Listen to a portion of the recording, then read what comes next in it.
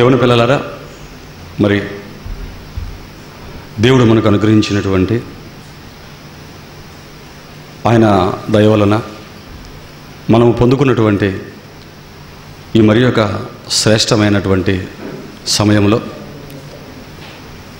కొన్ని దేవుడి మాటలు లేదా 66 పుస్తకాలలో దేవుడు మన మేలు కొరకై పొందుపరిచినటువంటి అనేక మాటలలో నుండి ఒక మంచి సంగతిని, మన యొక్క బ్రతుకు పాఠాన్ని మనం ఈరోజు నేర్చుకున్నాం.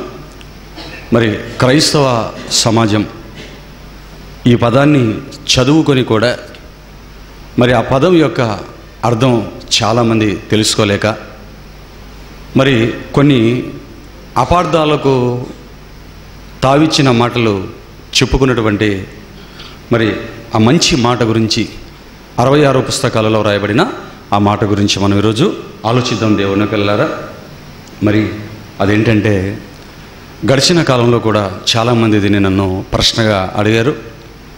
అందుకేనండి, ఒక మాట 2 మాటల్లో చెబితే దాని గురించి అర్థం కాదు కనుక మరి ఒక సంపూర్ణమైనటువంటి వివరణను దీని మీద ఇవ్వాలన్న ఆలోచనతో ఈరోజు మరి మన కోసం మనం ఏర్పాటు చేసుకున్న వాక్య సందేశం ఏంటంటే, మృతుల కొరకైన బాప్తిస్వం అనే ఒక మంచి సంగతిని దేవుడు ఇచ్చినటువంటి 66 పుస్తకాల నుంచి ఈరోజు మనం ఆలోచిద్దాం. దేవుని పిల్లలారా, మృతుల కొరకైన బాప్తిస్వం అన్నటువంటి సంగతి మీద మనం ఆలోచిద్దాం. పిల్లలారా, బైబిల్ అనేది మహాజ్ఞాన గ్రంథం అని ఇప్పటికే అనేక మారులు మీకు చెప్పటం జరిగింది. అందుకే బైబిల్ అనేది లేదా బైబిల్లో ఉన్నటువంటి సంగతులు, బైబిల్ని మనం చదువుతున్నప్పుడు కొన్ని చదవగానే ఈజీగా అర్థమవుతాయి. మరికొన్ని సంగతులు చాలా కష్టంగా ఉంటాయి. చదివినదే మాటి మాటికి చదివినప్పటికీ అర్థం కానంత కఠినముగా, కష్టంగా ఉండటం మనం గమనించగలం. కొన్ని సంగతులనేమో దేవుడు సులభముగా అర్థం చేసుకునే పరిస్థితిలో పెట్టాడని, కొన్ని సంగతులు మనసు పెట్టి ఆలోచిస్తేనే కానీ అర్థంగా ఉన్న సంగతి బైబిల్ని మనం మరి చదువుతున్నప్పుడు మనకు అర్థమవుతుంటుంది. అవి పాత నిబంధన గ్రంథంలో ప్రవక్తలు రాసిన మాటలైనా, క్రొత్త నిబంధన గ్రంథంలో యేసుస్వామి మాట్లాడిన మాటలైనా, పౌలు గారు రాసిన పత్రికలైనా, 66 పుస్తకాలలో వ్రాయబడినటువంటి మాటలు కొన్ని మాత్రమే ఈజీగా అర్థమవుతాయి. కానీ ఎక్కువ సంగతులు మరి కష్టంగా ఉండటం, చదవగానే అర్థము కాకపోవటం మనం గమనించగలం. ఆలోచించిన దేవుని పిల్లలారా, మరి మనిషికి ఉన్నటువంటి అలవాటు ఏంటంటే అర్థం కాని సంగతులను చాలాసార్లు మనం విడిచిపెట్టేస్తుంటాం. కానీ ప్రియులారా, అక్కడే నిలబడి కాస్త కష్టపడ్డాము అంటే కష్టమైన మాటలు కూడా మనకు అర్థమైపోతాయి.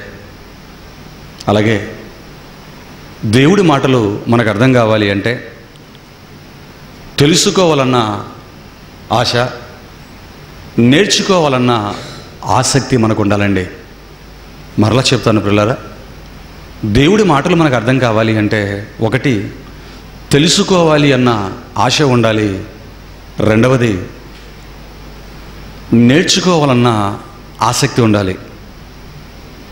ఇవి లేకపోతే దేవుడి మాటలు మనకు అర్థం కావు ప్రియులారా. ఖచ్చితంగా ఆశ ఉండాలి, దేవుడి వాక్యం పట్ల ఆసక్తి ఉండాలి. ఇది ఏమైనా ఒకవేళ నా సొంత మాట అని మీరు ఒకవేళ అనుకోవచ్చు. అలాగనుకుంటే మరి మీరు చాలాసార్లు విన్నారు, చెప్పాను నేను కూడా. అపోస్తల కార్యాలు 17వ అధ్యాయం 11వ వచనం నుంచి కనపడే బెరయ పట్టణంలో ఉన్నటువంటి క్రైస్తవుల గురించి వారు చేసినటువంటి ఒక గొప్ప పని గురించి పౌలు శీలలు వాక్యం చెప్పినప్పుడు ఆ సంఘస్థులు ఏం చేశారంటే, వారు చెప్పిన సంగతులు ఏం చేశారండి, అలాగూ ఉన్నవో లేవో అని ప్రతిదినము లేఖనములను పరిశోధించుచు వచ్చిరి. వెరీ గుడ్, బాగా చెప్పారు మీరు కూడా.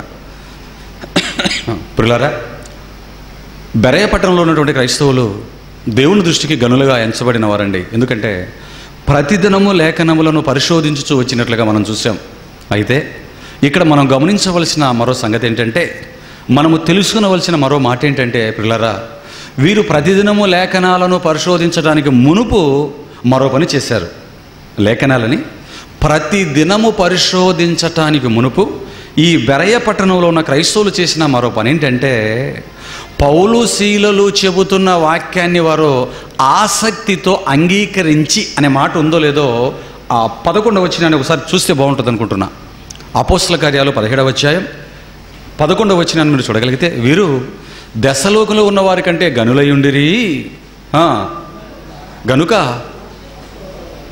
గనుక ఆసక్తితో వాక్యమును అంగీకరించి పౌలును శీలయును చెప్పిన సంగతులు అలాగూ ఉన్నవో లేవో అని ప్రతిదినము లేఖనములను పరిశోధించుచు వచ్చిరి. ప్రియులారా, లేఖనాలను ప్రతిదినము పరిశోధించటానికి మునుపు వీరు చేస్తున్న పని ఏంటంటే, వాక్యాన్ని ఏం చేస్తున్నారండి వీళ్ళు, ఆసక్తితో అంగీకరించి అన్నాడు. చూడండి ప్రియులారా, అంటే 66 పుస్తకాలలో ఉన్నటువంటి సంగతులు మనకు అర్థం కావాలి అంటే, లేదా మనకు చెబుతున్నటువంటి వ్యక్తులు, దేవుడి పక్షాన దేవుని పిల్లలు చెబుతున్న మాటలు, దేవుడి సేవకులు మనకు చెబుతున్న మాటలు మనకు అర్థం కావాలి అంటే ప్రియులారా, ప్రతి మనిషికి ఉండవలసింది ఆసక్తి అండి. ఆసక్తి ప్రియులారా, నిజంగా ఈ ఆసక్తి మనకుంటే చాలా సంగతులు దేవుడు నేర్పిస్తాడండి. చాలా సంగతులు బైబిల్ నుంచి మనం నేర్చుకోవచ్చండి. ఎందుకంటేనండి, ఒక స్కూల్లో పిల్లవాడు టీచర్ పాఠం చెప్తున్నప్పుడు వాడు ఇంట్రెస్ట్గా ఆసక్తిగా వింటున్నారు అనుకోండి, టీచర్కి మరికొన్ని సంగతులు చెప్పాలనిపిస్తాయి, మరికొన్ని సంగతులు నేర్పించాలి అనిపిస్తాయండి.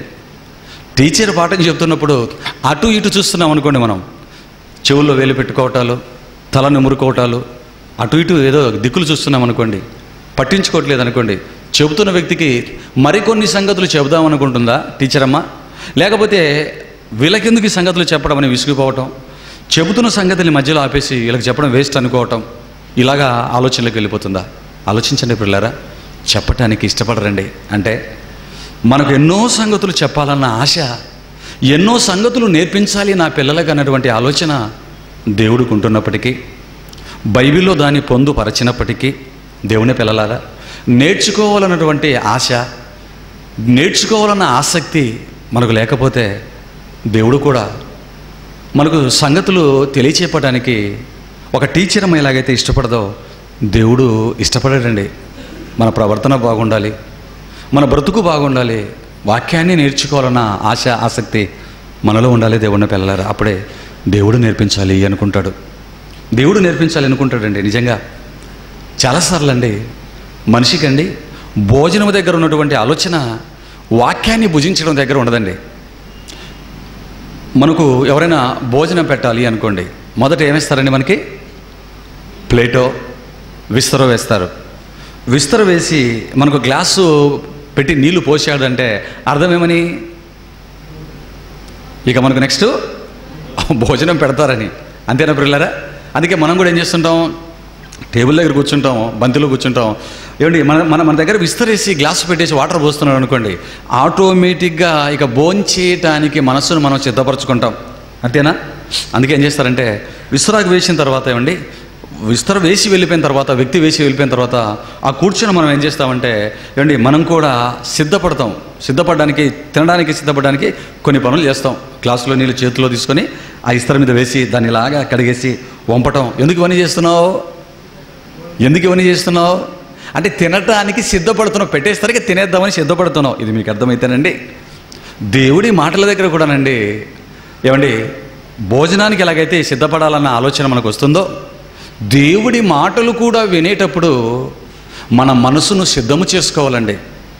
భోజనము పెట్టేటప్పుడు ప్లేటుతో పాటు మనసు కూడా తినాలన్నటువంటి ఆలోచనతో ఎలాగైతే సిద్ధపడుతుందో, దేవుని వాక్యము దగ్గర వింటున్నప్పుడు, కూర్చుంటున్నప్పుడు అండి మనము కూడా దేవుడి మాటలను వినాలన్నటువంటి ఆలోచనతో మనసును సిద్ధం చేసుకోవాలి. దేవుని పిల్లలారా, మనసులు సంకుచితం చేసుకోకూడదు. మనం మరి వాక్యము చెబుతున్నప్పుడు, దేవుడి మాటలు చదువుతున్నప్పుడు అండి, మరి చెబుతున్నప్పుడు ఆ ముందు కూర్చున్నటువంటి ప్రజలు వినటానికి మునుపు ఏం చేయాలో దేవుడు చెప్పాడా?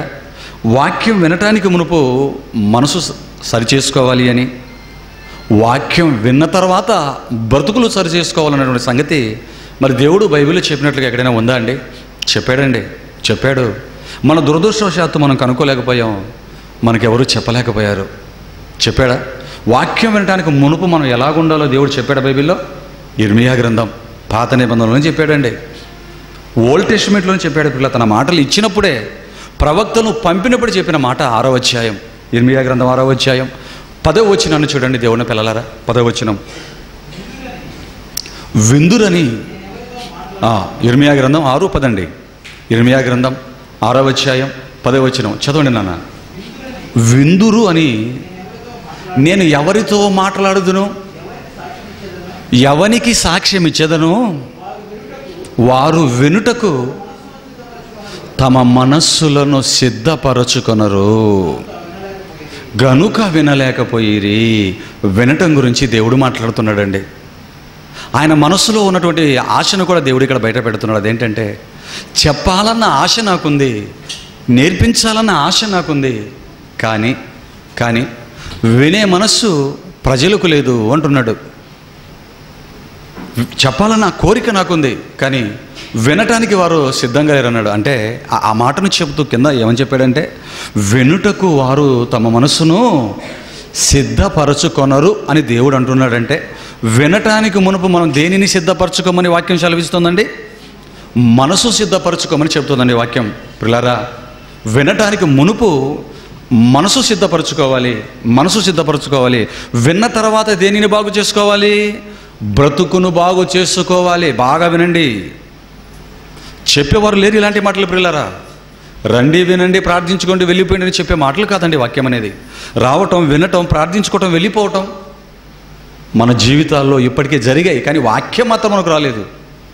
వాక్యం నీకు రావాలి అంటే, దేవుడు బైబిల్లో చెప్పిన బ్రతుకు పాఠాలు నీకు బుర్రకి ఎక్కాలి అంటే, దేవుడి మాటలు మహాజ్ఞానంగా నీకు అర్థం కావాలి అంటే, ఇదిగో వినటానికి మునుపు నీ మనసును సిద్ధం చేసుకో, మనసు సరి చేసుకో అంటున్నాడు.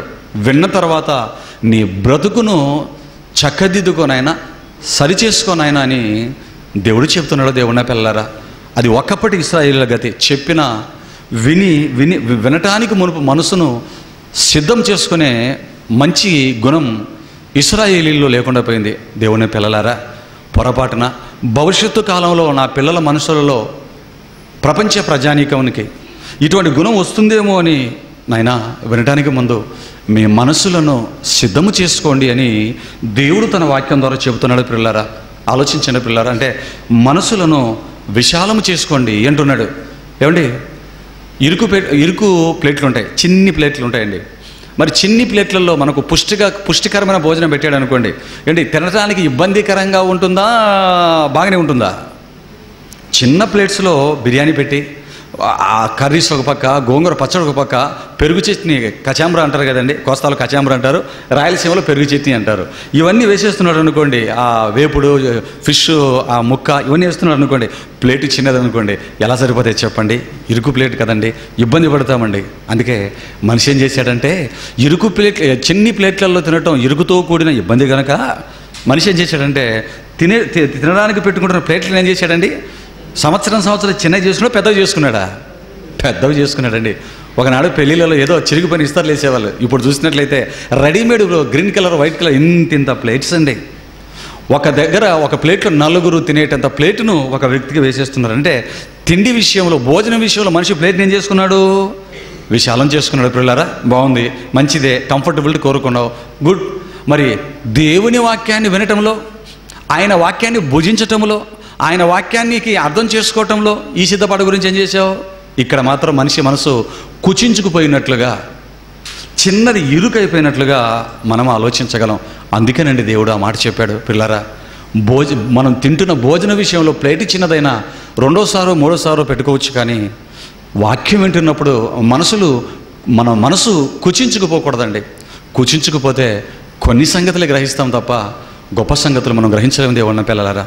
అందుకేనండి మనసు పెట్టి దేవుడి వాక్యాన్ని మనం ఆలోచించగలిగితేనండి బైబిల్ నుంచి ఎన్నో గొప్ప సంగతులు, మనకంటే వయసులో పెద్దవారు, మనకంటే సంఘాలు స్థాపించడంలో ముందున్నవారు, మనకంటే ఎక్కువ సంఘాలు మందిని కూర్చడంలో మరి ఎక్స్పీరియన్స్ కలిగిన గొప్ప వారు సహితం సాధించలేని, అర్థం చేసుకోలేని, గ్రహించలేని గొప్ప సంగతులను దేవుడి పాదాల చెంత మనం నేర్చుకోగలం. దేవుని పిల్లలారా, నేర్చుకోగలం. ఎందుకంటే వాక్యాన్ని మనిషి నేర్చుకోవాలండి. వాక్యాన్ని మనిషి నేర్చుకోవాలి. దేవుని పిల్లలారా, దేవుని వాక్యాన్ని మనిషి నేర్చుకోకపోతే దేవుడి వాక్య ప్రకారం బ్రతికే అవకాశాలే లేవు పిల్లరా. అందుకే నేర్పుదల అనేది ప్రతి క్రైస్తవుడికి ఉండవలసినటువంటి మరి ప్రాముఖ్యమైన లక్షణం, గుణమని బైబిల్ బట్టి చెప్పక తప్పదు పిల్లరా. నేర్చుకోలేదనుకోండి తండ్రిని ఎలా మహిమపరచాలో, కుమారుణ్ణి ఎలా గణపరచాలో, పరిశుద్ధాత్ముని ఎలా చూసుకోవాలో, కనీసం కట్టుకున్న భార్యని ఎలా ఆదరించాలో, కన్న తల్లిదండ్రులను ఎలా సన్మానించాలో, మనము కన్న బిడ్డలని ఎలా దేవుని వాక్యంలో పెంచుకోవాలో, జీవము గల దేవుని సంఘంలో ఆయన పిల్లలుగా ఎలా ప్రవర్తించాలో, ఎలా మసలుకోవాలో, అన్యజనుల మధ్య ఎలా మసలుకోవాలో, పబ్లిక్లో ఎలా మాట్లాడాలో, ఏమి చేయాలో, ఈ విషయాల మీద మనకు అవగాహన లేక దేవుడిని కష్టపెట్టే వారంగా, మనుషులను మరి దూరపరుచుకునే వారంగా మనం మిగిలిపోతాం. దేవుని పిల్లలారా, ఆలోచించండి. అందుకేనండి నేర్చుకోవాలి.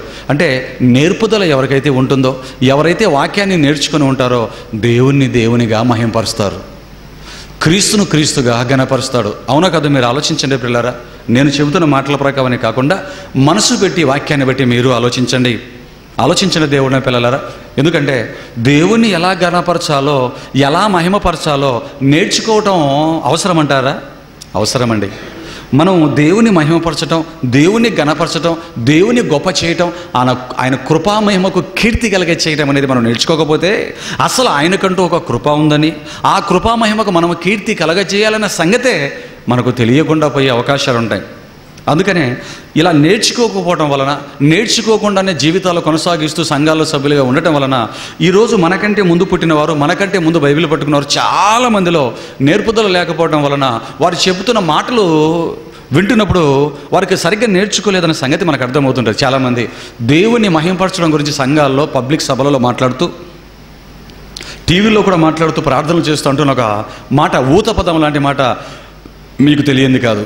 ఆ మాట ఏంటంటే, నాయనా ఈ కార్యక్రమం అంతటిలో కూడా నిన్ను నీవే మహిమపరుచుకోనాయనా, నీ నామానికి ఘనతను తెచ్చుకోనాయనా, నిన్ను గొప్ప చేసుకోనాయనా అనే మాటలను మరి చిన్నవారే కాదు పెద్దవారు సహితం మాట్లాడటం విన్నాం. విన్నారా లేదా? విన్నామండి. గొప్ప సభల్లో కూడా ఇవే మాటలు. నిన్ను నీవే మహిమపరుచుకోనాయనా, ఈ సభకు అధ్యక్షత మీరే వహించండి నాయనా. ఆల్రెడీ సభాధ్యక్షుడు ఉంటాడా? ఆల్రెడీ సభాధ్యక్షుడు ఉంటాడు. సభాధ్యక్షుడికి కావాల్సిన కార్యక్రమాలను కూడా చేసి ఉంటాం. మరలా ఏమంటాడు? నీవే ఈ సభకు అధ్యక్షత వహించునాయన అంటాడు. మరి మీరేం చేస్తారు? ఆయన సభాధ్యక్షత వహిస్తే మీరేం చేస్తారంటే ఆయన నడిపించాలా మిమ్మల్ని? ఆలోచించండి. మరలా దేవుడు నడిపింపు వద్దంటున్నారండి వీళ్ళు అనకండి. వాక్య ప్రకారము బ్రతకటమే దేవుని నడిపింపులో ఉండటం. ఆలోచించండి పిల్లలారా. అందుకే దావీదు గారు ఏమంటారు? నీ వాక్యము నా పాదములకు దీపం, నా త్రోవకు వెలుగు. వాక్యం నీకు దీపము, నీకు త్రోవకు వెలుగు వాక్యం అండి. ఆలోచించిన దేవుని పిల్లరా, నైనా నిన్ను నువ్వే మహిమపరచుకో. నేర్పుదల ఉందంటారా? వాక్యము నేర్చుకోకపోవటం వలన తండ్రిని తండ్రిగా ఎలా గణపరచాలో తెలియకపోయినా మనుషులు మాట్లాడుతున్న మాటలండి ఇవన్నీ కూడా. నేను నువ్వే గణపరచుకో, దేవుణ్ణి గణపరచుకోవాలా, దేవుడే గణపరచుకోవాలా. ఇంతకు ముందుకు కూడా మీకు చెప్పాను అనుకుంటాను. ఎవరినైనా మన మధ్యకు సన్మానం చేయడానికి పిలిచి, ఏమండి ఇప్పుడు ఆయన గురించి ఆయన శాలువ ఆయనే కప్పుకుంటాడు, ఆయన దండ ఆయనే వేసుకుంటాడు, ఆయన గురించి ఆయనే మాట్లాడుకుంటాడు, ఆయన క్లాప్స్ ఆయనే కొట్టుకుంటాడు అన్నామనుకోండి, ఏమండి ఆ వచ్చిన ఆయన ఏమనుకుంటాడండి? బాబు ఎందుకు నన్ను సన్మానం చేయడానికి పిలిపించారా, అవమానించడానికి పిలిపించారా అని అడుగుతాడు. ఇది మీకు అర్థమైతే దేవుని పిల్లలారా, దేవుణ్ణి దేవునిగా మహిమపరచుకున్నాయన, నిన్ను నువ్వే మహిమపరచుకున్నాయన అనటం ఎంతవరకు సబబో మీరు ఆలోచించండి. నేర్పుదల లేని వారు మాట్లాడే మాటలు మనకంటించిన మాటలు అన్న సంగతి మీరు మర్చిపోకూడదు పిల్లరా. ఎందుకు దేవుణ్ణి నువ్వు మహిమపరచవా? దేవుణ్ణి నువ్వు గణపరచవా? ఆయనే గణపరచుకోవాలా? ఏమండి, మనిషికి అర్థం కాని సంగతులు బైబిల్లో చాలా ఉన్నాయండి, చాలా ఉన్నాయి. దేవుణ్ణి గణపరిచే మహిమపరిచే విషయం వచ్చేసరికి మనిషి తప్పుకొని ఆయననే గణపరచుకోమంటున్నాడు తప్ప మనిషి గణపరచుకోవటం లేదని, మనిషిని దేవుడు గణపరిచాడన్న సంగతి దేవుడు చెప్పిన మనిషి అర్థం చేసుకోలేకపోయాడండి. దేవుని పిల్లలారా, మనిషిని దేవుడు గణపరిచాడండి? మనిషిని దేవుడు హెచ్చించాడా అండి? సైలెంట్గా ఉన్నారంటే మీకు కూడా దీని గురించి సరిగ్గా తెలియనట్లుంది.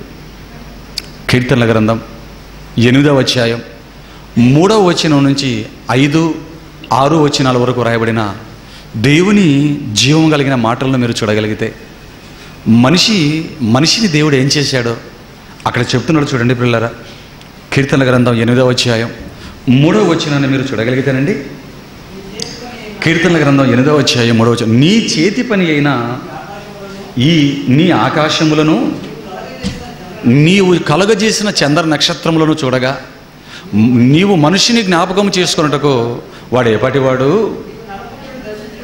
నీవు నరపుత్రుని దర్శించుటకు వాడు ఏపాటివాడు? ఇదిగో దేవుని కంటే నాయన వానిని కొంచెము తక్కువగా నువ్వు చేశావు. మహిమా ప్రభావములతో వానికి ఏం ధరింపజేశావు? కిరీటం. మహిమా ప్రభావములతో వానికి కిరీటము ధరింపచేసితివి. నీ చేతి పనుల మీద వానికి అధికారం ఇచ్చితివి. గొర్రెలన్నింటినీ, ఎడ్లనన్నింటినీ, అడవి గుర్రములను, ఆకాశ పక్షులను, సముద్ర మత్స్యములను, సముద్ర మార్గములో సంచరించు వాటినన్నింటినీ ఎక్కడనూ ఉంచావంటే నాయన మనిషి యొక్క పాదముల కింద నీవు ఉంచితివి అన్నాడు. చూడండి, కీర్తనాకారుడండి శరీరంలోకి మనలాగా వచ్చిన తర్వాత దేవుడి జ్ఞానాన్ని నేర్చుకుంటున్నప్పుడు ఆలోచించి మాట్లాడుతున్న మాటలండి, పరిశుద్ధాత్మ ప్రేరణతో రాస్తున్న మాటలండి. మనిషి యొక్క స్థాయిని దేవుడు ఏ స్థాయిలో పెట్టాడో చెబుతున్నాడండి. ఏమండి, మనిషిని దేవుడు ఏం చేశాడని చెప్తున్నాడండి ఇక్కడ. మనిషిని దేవుడు ఏం చేశాడండి? మహిమపరిచాడండి, ఘనపరిచాడండి, గొప్ప చేశాడండి. గొప్ప చేశాడా? ఎంతలో గొప్ప చేశాడు?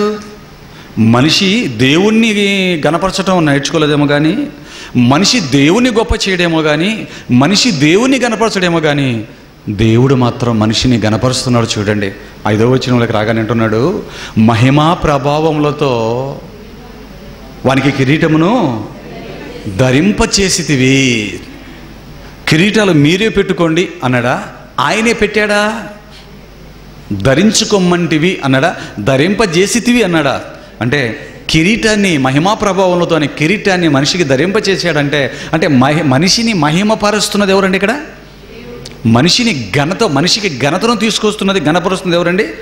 దేవుడండి. పిల్లరా, మీరు ఆలోచించండి. ఒక మనిషిని దేవుడు ఘనపరచవలసిన అవసరం ఉందంటారా? ఒక మనిషిని దేవుడు మహిమపరచవలసిన అవసరం ఉందంటారా? ఒక మనిషిని దేవుడు అన్నిటికంటే పైకి ఎత్తవలసినటువంటి అవసరం ఉందంటారా? తల మీద కిరీటం పెట్టాడు, చేతికి రాజదండాన్ని ఇచ్చాడు, ప్రకృతిలో ఉన్న సమస్తాన్ని నీ పాదాల కింద పెట్టానంటున్నాడు. ఇవన్నీ ఆలోచిస్తున్నప్పుడు తల మీద కిరీటం, చేతికి రాజదండం, సమస్తము మన పాదాల కింద ఉంచటం, ఇవన్నీ ఆలోచిస్తున్నప్పుడు మనకి ఎవరు గుర్తుకొస్తారండి? ఒక రాజు గుర్తుకొస్తాడండి. పిల్లరా, దేవుడు ఒక రాజుగా మనల్ని చూస్తున్నాడండి. ఏమండి, ఇంతగా మనల్ని సన్మానించవలసిన అవసరం దేవుడికి ఏముంది? దీన్ని సన్మానించడం అంటారా, అవమానించడం అంటారా? చెప్పండి. సన్మానించటం అండి. సన్మానం చేశాడండి దేవుడు మనిషికి. తల మీద శాల్వాలు కాదండి, అట్ట కిరీటాలు కాదండి, మహిమా ప్రభావంతో కిరీటాన్ని ధరింపచేసి చేతికి రాజదండాన్ని ఇచ్చాడండి. సమస్తాన్ని కాళ్ళ కింద పాదాల కింద పెట్టేశాడంటే మీరు ఆలోచించండి దేవుడిన పిల్లలారా. మనిషిని దేవుడు ఎప్పుడు చిన్నగా చూడలేదండి. అండి, ఇంత మనల్ని మహిమపరిచిన దేవుడిని ఎందుకండి మనం మహిమపరచకూడదు? అంటే మనిషికి దేవుణ్ణి మహిమపరచడం రావటం లేదు, నిన్ను నీవే మహిమపరచుకుంటున్నాడంటే మనిషికి వాక్యాన్ని నేర్చుకోకపోవటం అండి. నేర్పుదల లేకపోతే మనిషి ఎలా మారిపోతాడో చూడండి దేవుడిన పిల్లలారా, మీరు ఆలోచించండి. ఎక్కడ చూసినా మనిషి దైవ కార్యక్రమంలో కూడా వాడికి ఘనత తెచ్చుకోవాలనుకుంటాడే తప్ప దేవుడికి మహిమను తీసుకురాడండి. సభల్లో కూడా మనం చూస్తుంటాం. ఇప్పుడు పలానా ఆయన వచ్చి ఒక మంచి పాట పాడి దేవుణ్ణి మహిమపరుస్తాడు అని వినే ఉంటారు. విన్నారా? ఒక ఆయన వచ్చి ఈ నిండు సభలో ఒక పాట పాడి దేవుణ్ణి మహిమపరుస్తాడండి ఏం చెప్తారు? ఏమండి, వచ్చి ఆయన పాట పాడిన తర్వాత ఆ ఘనత, ఆ గొప్పతనం, మహిమ అనేది ఏమండి ఆయనకి వెళ్తుందా, దేవుడికి వెళ్తుందా? పాట చక్కగా ఓల్లాడించాడు అనుకోండి, చక్కటి స్వరంతో లైన్ అండ్ లెంత్ కరెక్ట్గా కొట్టాడు అనుకోండి, రాగం తీసి కిందికి పైకి సాగబీకి బాగా పాడాడు అనుకోండి, ఏమండి ఆ ఘనత మనం ఏమంటామండి, అబ్బా దేవుడు ఎంతగా గణపరచబడ్డాడండి అంటామా, ఎంత బాగా పాడాడండి అంటామా? క్లాప్స్ కూడా ఎవరు కొట్టిస్తాడు అయిపోయిన తర్వాత అధ్యక్షుడు వారు? మంచి అబ్బా సూపర్ సింగర్, కొట్టండి మరోసారి. ఏమండి దేవుని కార్యక్రమాల్లో కూడా ఘనతను ఎవరికి తెచ్చుకుంటున్నాడు? మనిషే. పేరుకు దేవుడి కార్యక్రమం, ఘనతంతా కూడా ఎవరు పొందుకుంటున్నారండి? మనిషి. చూడండి దేవుని పిల్లలారా, ఏమండి ఎక్కడ దేవునికి ఘనత ఉంది చెప్పండి? ఎక్కడ ఉంది చెప్పండి దేవుని పిల్లలారా? ప్రసంగాల్లో ఏమైనా దేవుని గణపరిచే మాటలు ఏమైనా కనపడతాయా? ఎంతసేపు నీ అవసరతలు, నీ రోగాలు, నీ పాపాలు, నీ ఇరుకులు, నీ ఇబ్బందులు, నీ అప్పులు, నీ చదువులు, నీ ఆస్తులు పస్తులు తప్ప కనీసం పాటల్లో ఏమైనా దేవుని గొప్ప చేయటం అంటూ ఏమన్నా ఉందా? పాటలు పాడినా వీళ్ళే ఘనత, వాక్యం చెప్పుకున్నా వీళ్ళే ఘనత. ఎందులో దేవుణ్ణి గణపరుస్తున్నారో చెప్పండి దేవుని పిల్లారా? దేవుడు చూశాడండి మనిషి కార్యక్రమాలు చూసి, దేవుణ్ణి మనుషులు గణపరచకపోవడం చూసి చివరికి దేవుడే ఏమన్నాడు తెలుసా అండి? నోరు తెరచి ఏమన్నాడు తెలుసా అండి? ఏమర్రా, నేనే మీకు తండ్రినైతే ఒక తండ్రిగా నాకు రావలసిన ఘనత ఏమయ్యను అంటాడు. చదివారు ఆ మాటను బైబిల్లో మీరు? చాలామందికి మాట తెలియదు అనుకుంటా. బైబిల్లో ఉందండి ఈ మాట. దేవుడు మాట్లాడుతూ, నేనే మీకు తండ్రినైతే, నేనే మీకు మొదటి యజమానుడనైతే, దాసులైన నాకు ఇదిగో యజమానులుగా మీకు మీ దాసులు లోపడతారు కదా, నేను మీకు యజమానుడనైతే నాకు రావాల్సిన ఘనత ఎక్కడ? నేనే మీకు తండ్రినైతే నాకు రావాల్సిన ఘనత, మహిమ ఎక్కడని నోరు తెరచి దేవుడు అడుగుతున్నాడు అంటే క్షమించండి, అడుక్కుంటున్నాడు అన్న తండ్రిని. నోరు తెరచి అడుగుతున్నాడు మనల్ని అంటే దేవుడు పిల్లారా, ఆ స్థితికి దేవుణ్ణి మనం ఎలా తీసుకొచ్చామో చూడండి పిల్లారా. తండ్రిగా ఆయన అడక్కసరికే మనకిచ్చిన వాటిని అన్నిటిని బట్టి గణపరచవలసిన వరం ఏంటుండగా ఆయన మరలా నోరు తెరిచి, నాకు రావలసిన ఘనత ఏమైంది నాయన? నీకేం తక్కువ చేశాను? నేను ఏం తక్కువ చేశాను? సమస్తాన్ని ఇచ్చాను, కిరీటం పెట్టాను, చేతికి రాజదండం ఇచ్చాను, పాదాల కింద సమస్తాన్ని. ఇంత పెడితే నన్ను గణపరచవా? నాకివ్వు, నా ఘనత నాకివ్వు. దేవుణ్ణి ఎటువంటి స్థితికి తీసుకొచ్చామో చూడండి దేవుని పిల్లలారా. ఇప్పటికీ మనిషికి దేవుణ్ణి గణపరచడం అర్థమైందంటారా? చెప్పండి దేవుని వల్ల. పాటలు పాడి ప్రార్థనలు చేసి ఏవేవో చెప్పుకుంటుంటారు. నువ్వు పాట పాడితే, నువ్వు ప్రార్థన చేస్తూనే కాదు, దేవుడు ఎప్పుడు మహిమపరచబడతాడో తెలుసా? దేవుణ్ణి ఈ లోకానికి వచ్చి కరెక్ట్గా మహిమపరిచిన వాడు ఎవరంటే మనందరికీ మాదిరి అయిన క్రీస్తు ప్రభువుల వారండి. అపోస్తలుల గారు, క్షమించండి, యోహాను సువార్త, అపోస్తలులైన యోహాను గారు రాసిన సువార్త 17వ అధ్యాయం 4వ వచనంలో దేవుణ్ణి ఎలా గణపరచాలో చెబుతున్నాడు చూడండి భక్తుడు. యోహాను సువార్త 17వ అధ్యాయం 4వ వచనంలో యేసు క్రీస్తు ప్రభువుల వారు దేవుని ఎలా గణపరిచాడో రాస్తున్నాడు చూడండి పిల్లరా. చేయుటకు నీవు నాకు ఇచ్చిన పని నేను సంపూర్ణముగా నెరవేర్చి, తండ్రి భూమి మీద నిన్ను మహిమపరిచానయ్యా. ఏమండి దేవుణ్ణి యేసుక్రీస్తు ప్రభుల వారు ఎలా మహిమపరిచారటండి? చేయుటకు నువ్వు నాకు ఇచ్చిన పని, నీకు చేతనైన పని, నీకు ఇచ్చిన పని. నీకు చేతనైన పని చేయటం కాదు, కసువులు కొట్టడమో 4 పాంప్లెట్లు పంచేసి చేతులు దులుపుకోవడం కాదు, నీకు చేతనైన పని చేయటం కాదు. అవసరమైతే నేర్చుకొని నీ చేతికి వచ్చిన పని దేవుడు ఈ జగత్తుకు పునాది వెయ్యబడక మునుపే నువ్వు చెయ్యాలని స్త్రీగా పురుషుడిగా నీకు నిర్ణయించిన పని చేయుటకు నీవు నాకిచ్చిన పని సంపూర్ణంగా నెరవేర్చి నీవిచ్చిన పనిని సంపూర్ణంగా నెరవేర్చి నేనేం చేశాను తండ్రి? మహిమ, భూమి మీద నిన్ను మహిమ పరిచితిని అంటున్నాడు చూడండి దేవుని పిల్లలారా. ఆలోచించండి. అంటే దేవుని క్రీస్తు ఎలా మహిమపరిచాడు? పని చేసి మహిమపరిచినట్లుగా ఉంది. అందుకే నోరారేమన్నాడు? తండ్రి అని పిలుచుకున్నాడండి. ఆయన పిలిచిన ప్రతిసారి దేవుడు ఏం చేశాడు? వెంటనే తండ్రి నీ నామమును మహిమపరచు అన్నాడండి. 12వ అధ్యాయంలో అపొస్తలుల గారి యోహాను సువార్తలోకి వచ్చేసరికి తండ్రి నీ నామాన్ని మహిమపరచు అనగానే దేవుడు ఏమైనా సైలెంట్గా ఉన్నాడండి. నేను దానిని మహిమపరిచితిని, మరలా మహిమపరిచేతను. వెంటనే క్షణాల్లోని సమాధానం చెప్పండి. తండ్రి అనగానే వెంటనే దేవుడు ఏమనైనా ఎప్పుడెప్పుడు నా కుమారుడు నన్ను పిలుస్తాడని ఎదురు చూశాడండి క్రీస్తు విషయంలో. ఎందుకు? తండ్రిని మహిమపరిచాడు. ఎలా? తనకు చేయటానికి ఏ పనినైతే ఇచ్చాడో శక్తి వంచన లేకుండా ఆ పనిని చెయ్యటం ద్వారా, ముగించడం ద్వారా నెరవేర్చాడు గనుక యేసుక్రీస్తు ప్రార్థించిన ఏం చేసిన తండ్రి అనగానే వెంటనే దేవుడు కనెక్ట్ అయిపోయాడు, మాట్లాడేసేవాడు. ఏం కావాలో చెప్పు నాయనా అనేవాడు. పిల్లలు మీరు ఆలోచించండి. అంటే పని చేయటం వలన కుమారత్వాన్ని యేసుక్రీస్తు భూమి మీదకి వచ్చి నిలబెట్టుకున్నాడు. అంటే ఎవరైతే దేవుడు పనిని చేస్తారో వారే కుమారత్వాన్ని నిలబెట్టుకుంటారు, వారి కుమారులుగా దేవుడి సన్నిధిలో నిలబడతారు, జ్ఞాపకంలో ఉంచబడతారు. పిల్లరా, అది యేసుక్రీస్తు చేశాడు. మీరు ఆలోచించండి. ఇప్పుడు పని చేసిన తర్వాత తండ్రి అంటే పలుకుతున్నాడండి. ఏ పని చేయకుండా తండ్రిని మహిమపరచకుండా తండ్రి అన్నావు అనుకో, వాయిస్ నీకు బాగుందని. ఏమండి, దేవుడు పలుకుతాడండి. ఏడేవడరా బాబు నన్ను పిలుస్తున్నాడు వచ్చి అనుకుంటాడు. అంతేనా? ఎందుకంటే కనెక్షన్ సరిలేదు నీకు దేవుడికి. పని చేయటం లేదు కదా నువ్వు. నీ జీవితం అంతా ప్రార్థన పాటలు, ఆదివారం చర్చి, మిగతా రోజులు ఇంటికి. ఎలా చెప్పండి పని? కార్యసాధకమగు విశ్వాసమే ప్రయోజనకరమగు. ఈ మాటలు చదవవు కదా, ఈ మాటలు నీకు మైండ్కి ఎక్కవు కదా. ఎంతసేపు అడగడం తప్ప దేవుణ్ణి పని చేసి క్రీస్తులాగా మహిమపరచాలన్న నేర్పుదల సంఘానికి లేదండి ఈరోజు. ఆలోచించండి దేవుని పిల్లలారా. అలాంటి మనం తండ్రి అంటే దేవుడు ఏమనుకుంటాడండి? చీ అనుకుంటాడండి. పలకడానికి ఇష్టపడి ఈడేంటి నన్ను తండ్రి అంటున్నాడు. మీకు ఇలా చెప్తే అర్థం కాలేదేమో. రైల్వే స్టేషన్లలో అప్పుడప్పుడు మనం నిలబడుకొని ఉంటాం. రైల్వే స్టేషన్ దగ్గరికి వెళ్తున్నప్పుడు ఆ టికెట్స్ దగ్గర, వెహికల్ పార్కింగ్ దగ్గర, మన వాళ్ళు వస్తున్నప్పుడు వాళ్ళని రిసీవింగ్ కోసమో అప్పుడప్పుడు రైల్వే స్టేషన్ల దగ్గర మనం నిలబడుతుంటామండి. అలా మనం నిలబడినప్పుడు అండి కొందరు అడుక్కునే పిల్లలు చింపిరి జుత్తు వేసుకొని, చిరిగిపోయిన బట్టలు వేసుకొని, అడుక్కునే పిల్లలు ఆ సంఖలో ఆ మూటలు పెట్టుకొని వస్తుంటారండి. అలా మనం నిలబడగల అందరిలో ఇలా మనం నైస్గా చక్కగా మంచి బట్టలు వేసుకొని మన బ్రీఫ్ కేసులు అక్కడ పెట్టుకొని దేనికో రైలు కోసమో లేకపోతే ఆటో కోసమో దేనికోసమో రైల్వే స్టేషన్ల దగ్గర నిలబడుకుంటున్నప్పుడు ఆ పిల్లవాళ్ళు వచ్చి మన దగ్గరకు వచ్చి డాడీ నాకు 10 రూపీస్ ఈ డాడీ అన్నారు అనుకోండి. ఏమండి, మనకి ఎలాగుంటుంది చెప్పండి? మన మిస్సెస్ ఈ పక్క శ్రీమతి గారు ఇక్కడ ఉంటే మన ఇద్దరు అనుకుంటే మమ్మీ డాడీ మమ్మీ ఆ వాటర్ బాటిల్ ఇవ్వవా, ఆ 10 రూపీస్ 100 రూపీస్ ఇచ్చేవా అంటున్నాడు అనుకోండి. అప్పుడు మనం ఎలా ఫీల్ అవుతామండి? అయ్యో పాపం బుజ్జి కన్నా అంటామండి. ఫస్ట్ అటు ఇటు చూస్తాం, ఇది ఈడున్నాను డాడీ అంటున్నాడు, ఈడు ఎవరైనా చూసారా? ఎవడరా నీకు డాడీ అంటాం. అంతేనండి, ఎవడరా నీకు డాడీ, ఎవడరా నువ్వు పో అంటాం. వాడు 10 సార్లు అంటున్నాడు అనుకోండి, 10 రూపాయలు చేతులు పెట్టైనా సరే వాడిని పంపించేయాలి, అటు నుంచి మనం వెళ్ళిపోవాలి అనుకుంటాం. అవునా కాదా చెప్పండి దేవుని పిల్లలారా? మన పిల్లలు మనల్ని డాడీ అంటే పలుకుతాం, కానీ ఇలాంటి అడుక్కునే పిల్లలు చింపిరి జుత్తులు వేసుకొని ఏదో రైల్వే స్టేషన్లో దిక్కుమొక్కు లేని పిల్లలు వచ్చి డాడీ అంటుంటే మనకి ఎలా ఉంటుంది చెప్పండి దేవుని పిల్లలారా? మనం ఇష్టపడమండి డాడీ మమ్మీ అనిపించుకోవటానికి. ఇది మీకు అర్థమైతేనండి, ఎందుకు పనికి రాకుండా, ఏ దేవుడు పని చేయకుండా, కనీసం నోరు మాత్రం మాటలు కోటలు దాటించుకుంటూ పాదం గడప దాటకుండా ఉన్నాం మనం తండ్రి అన్నాం అనుకోండి. ఇప్పుడు దేవుడికి ఎలా ఉంటుందండి?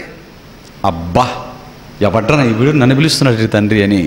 ఒక అడుక్కునేవాడు నేను రైల్వే స్టేషన్లో డాడీ అంటే నీకు ఎలాగైతే ఇరిటేషన్గా అక్కడి నుంచి వెళ్ళిపోవాలనిపిస్తుందో దేవుడికి కూడా అలాగే ఉంటుందండి.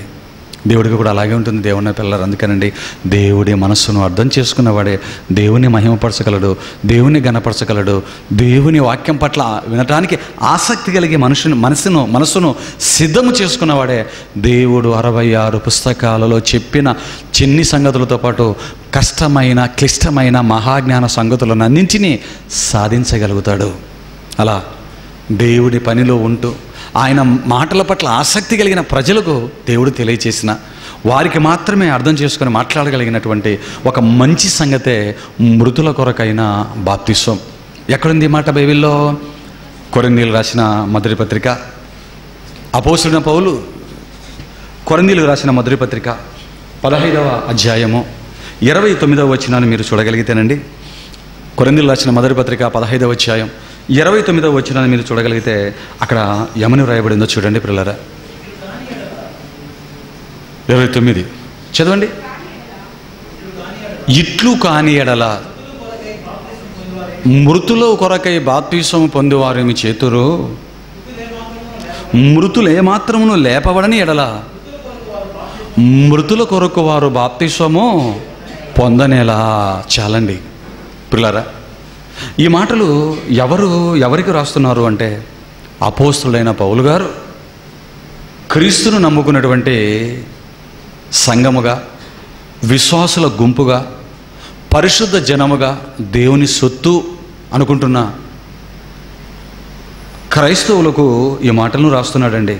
వ్రాస్తూ ఏమంటున్నాడంటే, ఇట్లు కాని ఎడల మృతుల కొరకైన బాప్తీసము పొందు వారేమి చేతురు, మృతులు లేపబడిన ఎడల వారు మృతుల కొరకు బాప్తీసము పొందనేలా అన్నాడు. చూడండి పిల్లారా, ఇట్లు కాని ఎడల మృతుల కొరకు బాప్తీసం పొందు వారేమి చేతురు అన్నాడు. చూడండి, ఇక్కడికి రాగానేనండి కొత్త పదం, ఏమండి కొత్త పదం మనకు పరిచయం అవుతుంది. ఏంటా కొత్త పదం అంటే మృతుల కొరకైనా బాప్తీసం. మృతుల కొరకైన బాప్తీసం. ఈ పదం ఎలాగుందంటే అర్థమవుతున్నట్లుగా ఉంటూ అర్థము కానిదిగా ఉంది. అర్థమవుతున్నట్లుగానే ఉంటుంది కానీ అర్థము కానిదిగా ఉంది. చూడండి దేవుని పిల్లరా, మనకు అర్థమవుతున్నది ఏంటి? మృతులు అంటే మనకి ఎవరో తెలుసు, బాప్తీసం అంటే కూడా మనకేంటో తెలుసు. తెలుసా తెలీదా? మృతులు అంటే మనకు తెలుసు, బాప్తీసం అంటే మనకు తెలుసు అండి. మృతులు అంటే మరణించిన వారు అని, బాప్తీసం అంటే నీటిలో మునిగి తీసుకునేది అని మనం చదువుకొని మాకు అర్థం వచ్చేసింది అని ఈ విషయాన్ని విడిచిపెట్టి ముందుకు వెళ్ళిపోయామనుకోండి, మనము చిక్కులు పడాలి. మనకు వాక్యం అర్థం కాలేదు, అపార్థం చేసుకున్న వారంగా మిగిలిపోతాం. ఆ అపార్థాన్ని అనేకులకు అంటించిన వారం అయిపోతాం. అందుకే పిల్లలారా, బైబిల్ని చదువుతున్నప్పుడు ఎప్పుడు కూడా పైన చదవకూడదు పిల్లలారా. అక్కడ మృతులు అనగానే చనిపోయిన వారు అని, బాప్తీసం అనగానే మనం నీటిలో మునుగుతున్నటువంటి బాప్తీసం అని మనకు మనమే సమాధానం చెప్పుకొని అడ్జస్ట్ అవ్వకూడదు పిల్లలారా. మృతులు అనగానే ఏ మృతుల గురించి మాట్లాడుతున్నాడో మనసు పెట్టి ఆలోచించాలి. బాప్తీసం అనగానే అది ఏ బాప్తీసం గురించి చెబుతున్నాడో మనకు అర్థం అవ్వాలి. కానీ క్రైస్తవ సమాజానికి ఏవో అర్థం కాలేదండి. పై చదువు కూడా అలవాటు చేసుకున్నది కదా. ఏమండి, బాప్తీసం అనగానే బాప్తీసం గురించి చాలా మాటలు మనం నేర్చుకున్నాం. బాప్తీసం అంటే బాప్టిజో అనే గ్రీకు పదం నుంచి వచ్చిందని. ఆ మాటకు అర్థము రోమాపత్రిక 6వ అధ్యాయం 4-5 వచనాలలో, కొలస్సీ పత్రిక 2వ అధ్యాయం 2-12 వచనాలలో క్రీస్తుతో పాటు మనం మృతి పొందిన వారంగా పాతి పెట్టడం అనే పదమే బాప్తీసానికి, బాప్టిజో అనే పదానికి అర్థమని, బాప్తీసం అంటే ఏంటో, బాప్తీసాన్ని ఎలా తీసుకోవాలో, ఎందుకు తీసుకోవాలో, ఎప్పుడు తీసుకోవాలో, తీసుకున్న తర్వాత ఏం చేయాలో తదితర విషయాలన్నీ కూడా అండి మనకి ఈజీగా అర్థమైపోయాయండి పాఠం రూపంలో ఆలోచించాం కనుక. ఇవన్నీ చదువుకున్నా కూడా మనకు తెలిసిపోతుంటాయి దేవుని పిల్లరా. అయితే మృతుల కొరకు బాప్తీసం అంటే ఏంటి? బాప్తీసం అనగానే నీకు తెలిసిన బాప్తీసం, మృతులు అనగానే నీకు తెలిసిన మృతులు అని మాత్రమే నువ్వు సరిపెట్టుకున్నావు అనుకో, కుదరదు దేవుని పిల్లలారా. ఎందుకంటే పిల్లలారా, ఇప్పటికే ఏమండి బైబిల్ మనిషి చేతుల్లోకి 66 పుస్తకాలుగా వచ్చి అత్యంతరం కనుగొన్న తర్వాత మనిషి చేతుల్లోకి 66 పుస్తకాలుగా ప్రింట్ అయి వచ్చిన తర్వాత నుంచి బైబిల్ పట్టుకున్న సమాజంలో చాలా సందర్భాలలో ఎక్కువ మంది దీన్ని అపార్థం చేశారు. మృతుల కొరకైన బాప్తీసం అనగానే మృతుల కొరకైన బాప్తీసం అనే పదానికి అర్థం ఏమని చెప్పుకున్నారంటే, మరి మరణించిన వారి కోసం మనము బాప్తీసం తీసుకోవటం అండి అన్నారు. అవునా కదా? మీరు ఆలోచించండి. మృతుల కొరకైన బాప్తీసం అంటే ఏమని? ఇది మా చిన్న పాప కొరకైనటువంటి క్యారేజీ అన్నామనుకోండి, అంటే ఆ పాప కోసం మనము క్యారేజీని భద్రపరచటం అని అర్థం. మృతుల కొరకు, పాప కొరకు అన్నాం కదా. మృతుల కొరకైన బాప్తీసం అంటే అర్థం ఏమని? ఇదిగో మరణించిన వారి కోసం బ్రతికి ఉన్న మనము బాప్తీసం తీసుకోవటం అన్నారండి. మనకంటే ముందు పుట్టిన చాలామంది బోధకులు ఏం చేశారంటే, మృతుల కొరకైన బాప్తీసం అనగానే మనకంటే ముందు మరణించిన వారి కోసం మనం బాప్తీసం తీసుకోవడం అన్నారు. అందుకే ఏమండి, ఈ ఆర్సియం తెగకు సంబంధించిన వారు ఏం చేశారంటే, ఆ పోపు అధికారాలు బీభత్సంగా ఉన్నటువంటి కాలంలో మరి మార్టిన్ లూథర్ గారు సంఘాన్ని మరి వాక్యాన్ని తీసుకొచ్చి దిద్దుబాటు చేయక మునుపు జరిగిన సందర్భాలు, చేసిన తర్వాత కూడా నిరాటంకంగా యథేచ్ఛగా వారు సాగించిన కార్యక్రమాలు మనం ఆలోచించినట్లయితేనండి, పాపపత్రాలు అమ్మేవారండి. ఆర్సిఎం వాళ్ళు, పోపులు, ఆ కార్డినల్స్, బిషప్లు వీళ్ళందరూ ఉంటారు కదా, ఏమండి ఆ గురువులు ఉంటారు కదండి, ఫాదర్స్ అంటుంటారు కదండి. పాపపత్రాలు ఒరే మీ నాన్న ఈ పాపం చేశాడు, నరకంలో బాధపడుతున్నాడు రా, మరి ఏం చేయాలి అయ్యగారు? మా నాన్నగారు పరలోకానికి వెళ్ళాలంటే ఏం పని చేస్తావు నువ్వు? రిక్షా తొక్కుతాను, లేదా గుర్రాలు మేపుతాను, అలాగా నెలకు ఒక 10,000. సరేరా, ఒక 15,000 ఇచ్చుకోపో అంటాడు. ఆ డబ్బు తీసుకున్న తర్వాత ఆ పాపపత్రం అని రాసేసి బైబిల్లో చూసి, మీ నాన్న పరలోకానికి వెళ్ళిపోయాడురా, మీ నాన్నని పంపించేశాను, నువ్వు కూడా కాస్త బాప్తీసం తీసుకోరా అని చెప్పేవారటండి. అది ఒక రకమైన గందరగోళమైన పరిస్థితి అయితే, ఇక బైబిల్ మనుషుల చేతుల్లోకి వచ్చిన తర్వాత, బైబిల్ని చదవటం మనిషి ప్రారంభించిన తర్వాత అర్థం చేసుకున్న వాళ్ళు చెప్పిన మాటలు ఏంటంటే అండి, మృతుల కొరకైన బాప్తిస్మం అనగానే ఇదిగో మన వారు మృతులు అంటే మరణించారు కదా, మన నాన్నగారు, మన అబ్బగారు, మన తాతగారు, లేకపోతే మన పితరులు ఎవరో, మన అమ్మ కావచ్చు, లేకపోతే అవ్వ కావచ్చు, మరి అమ్మమ్మ కావచ్చు, నాన్న ఎవరైనా కావచ్చు పిల్లరా, మన అనుకున్నవారు, మన రక్త సంబంధికులు, మనల్ని కన్నవారు పిల్లరా, ఇలాంటి వారు మరణించినప్పుడు మరి వారు ఒకవేళ పాతాళంలో అగ్నిగుండంలో పడినట్లయితే, లేదా అగ్ని జ్వాలలోకి వెళ్ళిపోయినట్లయితే, మరి అలా వారి బ్రతుకులు బాగోక అగ్ని జ్వాలలోకి మరణించి వెళ్ళిపోయినటువంటి వీరు అక్కడ నుంచి తప్పింపబడాలి అంటే ఏం చేయాలంటే, వారి కోసం వారిని మనసులో పెట్టుకొని మృతుల కొరకు వారి కోసం మనం బాప్తిసం తీసుకుంటే వారు ఆ అగ్నిగుండం నుంచి పరలోకానికి లేదా పరదేశుకు అక్కడి నుంచి అక్కడికి జంప్ అయిపోతారు అని చెప్పిన వారు కూడా లేకపోలేదు. ఇప్పటికీ మృతుల కొరకైన బాప్తిసం అంటే ఇలాగే చెబుతున్నవారు కూడా లేకపోలేదు దేవున్న పిల్లరా. కానీ మృతుల కొరకైన బాప్తిసం అంటే అర్థము ఇది కాదు పిల్లరా. మృతుల కొరకైన బాప్తిసం అంటే అర్థం ఇది కాదు. నిజంగా బైబిల్ చెప్పిన అర్థం ఇదేనంటారా? ఎందుకంటే రోగం ఎవరికి వస్తే వారే డాక్టర్ దగ్గరికి వెళ్ళాలా? ఒకరికి రోగం వస్తే ఒకరు డాక్టర్ దగ్గరికి వెళ్ళాలా? దేవుడి కోసం బ్రతకకుండా చనిపోయిన వాడు అతను దిద్దుకోవాలి. ఎవడో నీ పితరుడు దేవుడి కోసం బ్రతకకుండా చచ్చిపోయినప్పుడు అతని కోసం నువ్వు ఇప్పుడు బాప్తిసం తీసుకుంటే ఎలాగ అతని కడుపు నిండుతుంది? నువ్వు అన్నం తింటే నీ కడుపు నిండుతుంది. నీకు రోగం వస్తే నువ్వు వెళ్ళాలి. ఎవరికైతే రోగం వస్తుందో వారు డాక్టర్ దగ్గరికి వెళ్ళి రోగానికి మందు వేయించుకోవాలి తప్ప, ఏమండి నాకు రోగం వస్తే నా ఇంట్లో మరో వ్యక్తి డాక్టర్ దగ్గరికి వెళ్ళిపోయి మందు వేసుకొని వచ్చాడు అనుకోండి, నాకెలాగ రోగం తగ్గుతుంది? అంటే మృతుల కొరకైన బాప్తిసం అనగానే మన పితరులు మనకంటే ముందుగా ఉన్నవారు దేవుడి కోసం బ్రతకకుండా మరణించి అగ్నిజ్వాలల్లో పడిపోతే ఇప్పుడు బ్రతికున్న మనం వారి కోసం బాప్తిసం తీసుకుంటే వారు పరదేశుకో పరలోకానికో జంప్ అయిపోతారు అన్నది కాదు అని ఇదిగో ఈజీగా మనకు బైబిల్ని బట్టి కాస్త మనసు పెట్టి ఆలోచిస్తూ ఉంటే వారు చెప్పిన మాటలు తప్పు అని మనకు అర్థమవుతుంది పిల్లారా. మరి రైట్ ఏంటి? మృతుల కొరకైన బాప్తిసం అంటే మరి ఈ మాటకు అర్థం ఏంటి? ఇదే మనకు తెలియాలి పిల్లారా, ఇదే మనకు తెలియాలి. ఏమండి ఈ మృతులు అంటే ఎవరో, బాప్తిసం వారి కోసం మనం బాప్తిసం బ్రతుకున్నవారు బాప్తిసం తీసుకోవడం అంటే ఏంటో మనం ఇప్పుడు 66 పుస్తకాల నుంచి ఆలోచిద్దాం. మనము 66 పుస్తకాల నుంచి ఆలోచించకపోతే మనం కూడా ఏం చెబుతామో తెలుసా? మనం కూడా మన వాళ్ళు ఇంతవరకు చెప్పిన సమాధానం చెప్పుకుంటాం పిల్లరా. ఎందుకంటే బైబిల్లో వ్రాయబడిన మాటకి సమాధానాన్ని ఎవరు చెప్పాలి? మనిషి చెప్పాలా? పాస్టరు, సేవకుడు, పబ్లిక్ స్పీకర్ చెప్పాలా? బైబిల్లో రాయబడిన మాటకు బైబిలే సమాధానం చెప్పాలా?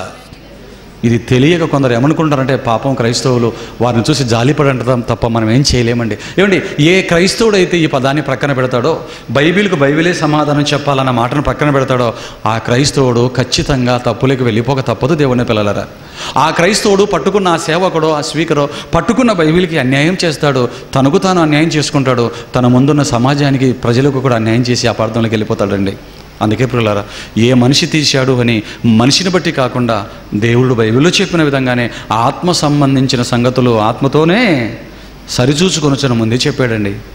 బైబిల్ సమాధానం ప్రియులారా. మరి మనం జాగ్రత్తగా మనసు పెట్టి ఆలోచిస్తేనండి, ఇంతకు మృతులంటే ఎవరు? మనవారు ఇంతవరకు, మనము ఇంతవరకు అనుకున్నట్లుగా, మన పెద్దలు మన పూర్వీకులు బైబిల్ పెట్టుకున్నటువంటి మనకు ముందు వాక్యోపదేశకులుగా ఉన్నవారు అనుకున్నట్లుగా మృతులు అనగానే మరి ప్రాణాలను విడిచిపెట్టి, లోకాన్ని విడిచిపెట్టి చచ్చిపోయి వెళ్ళిపోయినవారా? శరీరాలను విడిచిపెట్టి ఆత్మలుగా పాతాళానికి వెళ్ళిపోయినవారా? లేకపోతే వేరెవరైనా? ఇంతకు ఇక్కడ చెబుతున్న మృతులు అంటే ఎవరు? ఆలోచిద్దాం దేవుని పిల్లలారా. ఇది అర్థం అవ్వాలంటే అండి బైబిల్ని మనం ఆలోచించక తప్పదు, ఆశ్రయించక తప్పదు. ఎందుకంటే మృతులు అనగానే 2 రకాలైన మృతులు భూమి మీద ఉన్నారండి. మృతులు అనగానే బైబిల్ని బట్టినండి, మన సొంత భాషను బట్టి కాదండి, బైబిల్ని బట్టి మనం ఆలోచిస్తే మృతులు అనగానే 2 రకాలుగా ఉన్నారండి. మరణం అనగానే కూడా మనిషికి 2 రకాలుగా ఉందండి. ఇంతకు ఏంటది?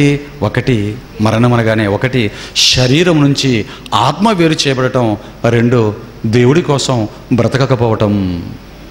ఒకటి శరీరం నుంచి ఆత్మ వేరు చేయబడటం అంటే చచ్చిపోవటం, ఇది మరణమే, వీళ్ళు మృతులే. రెండవది దేవుని కోసం బ్రతకకపోవటం కూడా మనం మరణంతో సమానమేనండి. ఏమండి ఇప్పుడు మరి బైబిల్ నుంచి చూద్దామండి. దీని గురించి సాక్షాత్తు ఎవరు టచ్ చేశారో తెలుసా? యేసు క్రీస్తు ప్రభువుల వారే టచ్ చేశారండి. క్రీస్తు ప్రభువుల వారి దీని గురించినటువంటి సంగతులను మరి బైబిల్లో చెప్పటం మనం గమనించగలమండి. యేసుక్రీస్తు అండి ఒకసారి మార్గ మధ్యంలో వెళ్ళిపోతున్నప్పుడు, మార్గం గుండా వెళ్తున్నప్పుడు ఒక వ్యక్తి కనిపించాడండి. ఆ వ్యక్తిని అన్నాడండి చూసి, నాయనా నువ్వు వచ్చి నన్ను వెంబడించు అన్నాడు. అప్పుడు ఆ వ్యక్తి ఏమన్నా తెలుసా అండి? నేను వెళ్ళి నా తండ్రిని పాతిపెట్టి వస్తాను. మా నాన్నగారు చనిపోయారు, నేను వెళ్ళి మా తండ్రిని పాతిపెట్టి మరలా వచ్చి నేను వెంబడిస్తాను ప్రభువా అన్నాడు. అప్పుడు క్రీస్తు ప్రభులు వారు యేసుస్వామి చెప్పిన మాటలు మీకు తెలియనివి కావు, క్రైస్తవులకు అందరికీ సుపరిచితాలు. ఆ మాటలు ఏమన్నాడు? నాయనా, మృతులు తమ మృతులను పాతి పెట్టుకొందరు. ఆ వచనం కూడా చెప్పండి నాన్న. లూకాసు వార్త 9వ అధ్యాయం 60వ వచనాన్ని చూడండి పిల్లరా. లూకాసు వార్త 9వ అధ్యాయం 60వ వచనంలో క్రీస్తు వారు మాట్లాడుతూ ఏమంటున్నారంటే, చదవండి. అందుకు ఆయన, మృతులు తమ మృతులను పాతి పెట్టుకున్నానేమో, నీవు వెళ్ళి దేవుని రాజ్యాన్ని ప్రకటించు నాయన అన్నాడు. ఏమండి, యేసుక్రీస్తు మాటను ఇక్కడ మనం ఆలోచించినట్లయితే మృతులు తమ మృతులను పాతి పెట్టుకుంటారు అన్నాడు. ఇందుకు మృతులు అంటే ఎవరు? తమ మృతులను పాతి పెట్టుకోవడం అంటే ఏంటి అంటే, యేసు వారు చెప్పిన ఇక్కడ కూడా ఈ 2 రకాలైన మృతులు మనకు కనబడుతున్నారు. ఒకటి శరీరాలను విడిచిపెట్టి వెళ్ళిపోయిన వారు, అంటే చచ్చిపోయిన వారు, శవాలుగా మారిపోయిన వారు, ఆత్మలు శరీరాలను విడిచిపెట్టి వెళ్ళిపోయిన వారు. మరి రెండో వారు ఎవరు? మృతులు తమ మృతులను పాతి పెట్టుకుంటారు. అంటే చచ్చిపోయిన వారు పాతి పెట్టడానికి శవాలుగా మారిన మృతులు ఒకరు కనబడుతున్నారు. ఇప్పుడు మృతులు పాతి పెట్టుకుంటారు అంటే, మృతులు తమ మృతులు అంటే దీని అర్థం ఏంటి?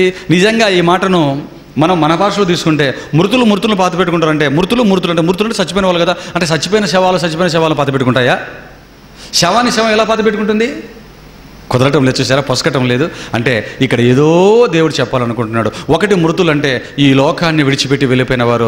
రెండవది మృతులు అనగానే ఇదిగో ఆ మరణించినటువంటి మృతులను పాతి పెట్టుతున్న వారు ఎవరో ఉన్నారు అని ఇక్కడ మనకు అర్థమైంది. ఎందుకు ఆ మృతులు ఎవరు? కనిపించి చెప్పినట్టు ఆ అబ్బాయి ఆ రోజు ఆ యేసుక్రీస్తు చెప్పిన తర్వాత, ఏమండి ఆ మృతులు ఎవరు తెలుసా అండి? అప్పటికే చచ్చిపోయిన శవం దగ్గర కూర్చొని ఏడుస్తున్న మృతులు. మీకు అర్థమైందండి? మీకు అర్థమైందా దేవుని పిల్లలారా? మృతులు తమ మృతులను పాతి పెట్టుకొని అంటే ఒక రకమైన మృతిని పొందిన వారిని మిగతా రకంగా మృతి పొందిన వారు ఏం చేస్తారు? శవాన్ని పాతి పెట్టుకుంటారు అన్నాడు. చూడండి, ఇంతకు అక్కడ చెప్పిన 2 రకాలైన మృతులు ఎవరంటే, శరీరాన్ని విడిచి వెళ్ళిపోయినటువంటి శవాలు కొన్ని ఉన్నాయి. ఒక శవం ఉంది అక్కడ. ఈ శవం చుట్టూ కూర్చున్న శవాలు కూడా కొన్ని ఉన్నాయి. ఏమండి, ఈ శవాలు ఆ శవాన్ని పాతి పెడతాయి అన్నాడు. శవాలంటే మనలాంటి మనుషులేనండి. ఎందుకంటే వారిని కూడా యేసుక్రీస్తు వారు తన భాషలో ఏమన్నాడంటే, వారు కూడా మృతులేనైనా. ఆ శవం దగ్గర చుట్టూ కూర్చొని ఏడుస్తున్నవారు, పెట్టెలు తయారు చేస్తున్నవారు, అక్కడ గుంతలు తీస్తున్నవారు, సెంట్లు కొడుతున్నవారు, కార్యక్రమాలు టీలు అందిస్తున్నవారు, వారందరూ ఎవరనుకున్నావు? వారు కూడా మృతులే. చచ్చిపోయిన పాడి మీద ఉన్నటువంటి అతనే మృతులని మీరు అనుకుంటున్నారా? ఆ శవంలో అంతవరకు ఉన్నవాడే చచ్చాడు అనుకుంటున్నారా? కానీ ఆ శవం చుట్టూ కూర్చున్న వారు కూడా ఎవరు తెలుసా నాయనా? మృతులు అన్నాడు. నిజమా అండి? ఇది నిజమా అండి? నిజమండి. చూద్దాము మరి. మృతులు అంటే 2 రకాలు కదా. ఒకటి శరీరాన్ని విడిచిపెట్టి లోకాన్ని విడిచిపెట్టి వెళ్ళిపోయిన వారు. మరి రెండవ రకమైన మృతులు అంటే ఎవరు? ప్రకటన గ్రంథం 3వ అధ్యాయం 1వ వచనం చూడండి. ప్రకటన గ్రంథం అపోస్తలుడైన పరిశుద్ధుడైనటువంటి యోహాను గారు రాసినటువంటి మరి ప్రకటన గ్రంథం 3వ అధ్యాయం 1వ వచనం చదవండి. సార్దీసులో ఉన్న సంఘపు దూతకు ఇలాగూ రాయము, 7 నక్షత్రములను దేవుని 7 ఆత్మలు గలవాడును చెప్పు సంగతులు ఏమనగా, నీ క్రియలను నేను ఎరుగుదును. అదేమనగా, జీవించుచున్నావన్న పేరు మాత్రం ఉన్నది కానీ నీవు మృతుడవే. అబ్బా, ఇది ఎవరి గురించి మాట్లాడుతున్న మాటగా? ఇది ఎవరి గురించి మాట్లాడుతున్న మాట అండి? దేవుడు జీవించుచున్నావన్న పేరు మాత్రం ఉన్నది కానీ నీవు మృతుడవే అంటే ఇది ఈ లోకాన్ని విడిచిపెట్టి శవంగా మారిపోయిన వాడి గురించి మాట్లాడుతున్న మాట కాదు. ఇది జీవించుచున్నావన్న పేరు మాత్రం ఉన్నది కానీ నీవు మృతుడవే అనే ఈ మాట చచ్చిపోయిన శవాల గురించి మాట్లాడుతున్న మాట కాదు. దేవుని పిల్లలారా, లోకంలో నుంచి వెళ్ళిపోయిన వారి గురించి మాట్లాడుతున్న మాట కాదు. బ్రతికుండి కూడా దేవుడి కోసం బ్రతకకుండా ఉన్నటువంటి వారిని గురించి మాట్లాడుతున్న మాట. బ్రతికుండి దేవుడి కోసం అంటే ఈ లోకంలో జీవించి ఉంటూ, శరీరాలలో ఉంటూ, తింటూ, బట్టలు వేసుకుంటూ, ఊర్లో తిరుగుతూ, పెళ్ళిళ్ళు చేసుకుంటూ, పిల్లలను కనుక్కుంటూ, ఉద్యోగాలు చేసుకుంటూ కూడా దేవుడి కోసం బ్రతకకుండా, దేవుడి పనిని చేయకుండా, దేవుడి కోసం కదలకుండా, దేవుడి పని చేయకుండా ఎవరైతే బ్రతుకుతుంటారో వారందరినీ కూడా దేవుడు తన దృష్టిలో ఏమంటున్నాడు? ఒరేయ్, మీరు బ్రతికున్నారన్నటువంటి పేరు మాత్రం మీకుంది కానీ రా, మీరు ఎప్పుడూ చచ్చారా నా మనసులో, మీరు మృతులే పోండ్రా అన్నాడు. చూడండి దేవుని పిల్లలారా. ఏమండి, తల్లిదండ్రులు అప్పుడప్పుడు మన తల్లిదండ్రులు కూడా అంటుంటారండి. ఏమంటుంటారు? ఏమండి, ఇదిగో మా పెద్దమ్మాయి నా దృష్టిలో ఎప్పుడో చచ్చిపోయింది పో అంటది. వాడు ఎప్పుడో చచ్చిపోయాడు నా దృష్టిలో అంటుంటారు. ఏమండి, నా కొడుకు ఎప్పుడో చచ్చిపోయాడండి, నా కూతురు ఎప్పుడో చచ్చిపోయిందండి, దినం కూడా చేసేసామండి అని బ్రతుకున్న కూతురు గురించి తల్లి అంటుందంటే ఎంత బాధపడితే ఆ మాట అనాలి చెప్పండి దేవుని పిల్లరా. అలాగే వాళ్ళ కూతురు చచ్చిపోయిందా? అలాగే వాళ్ళ కొడుకు చచ్చిపోయాడండి.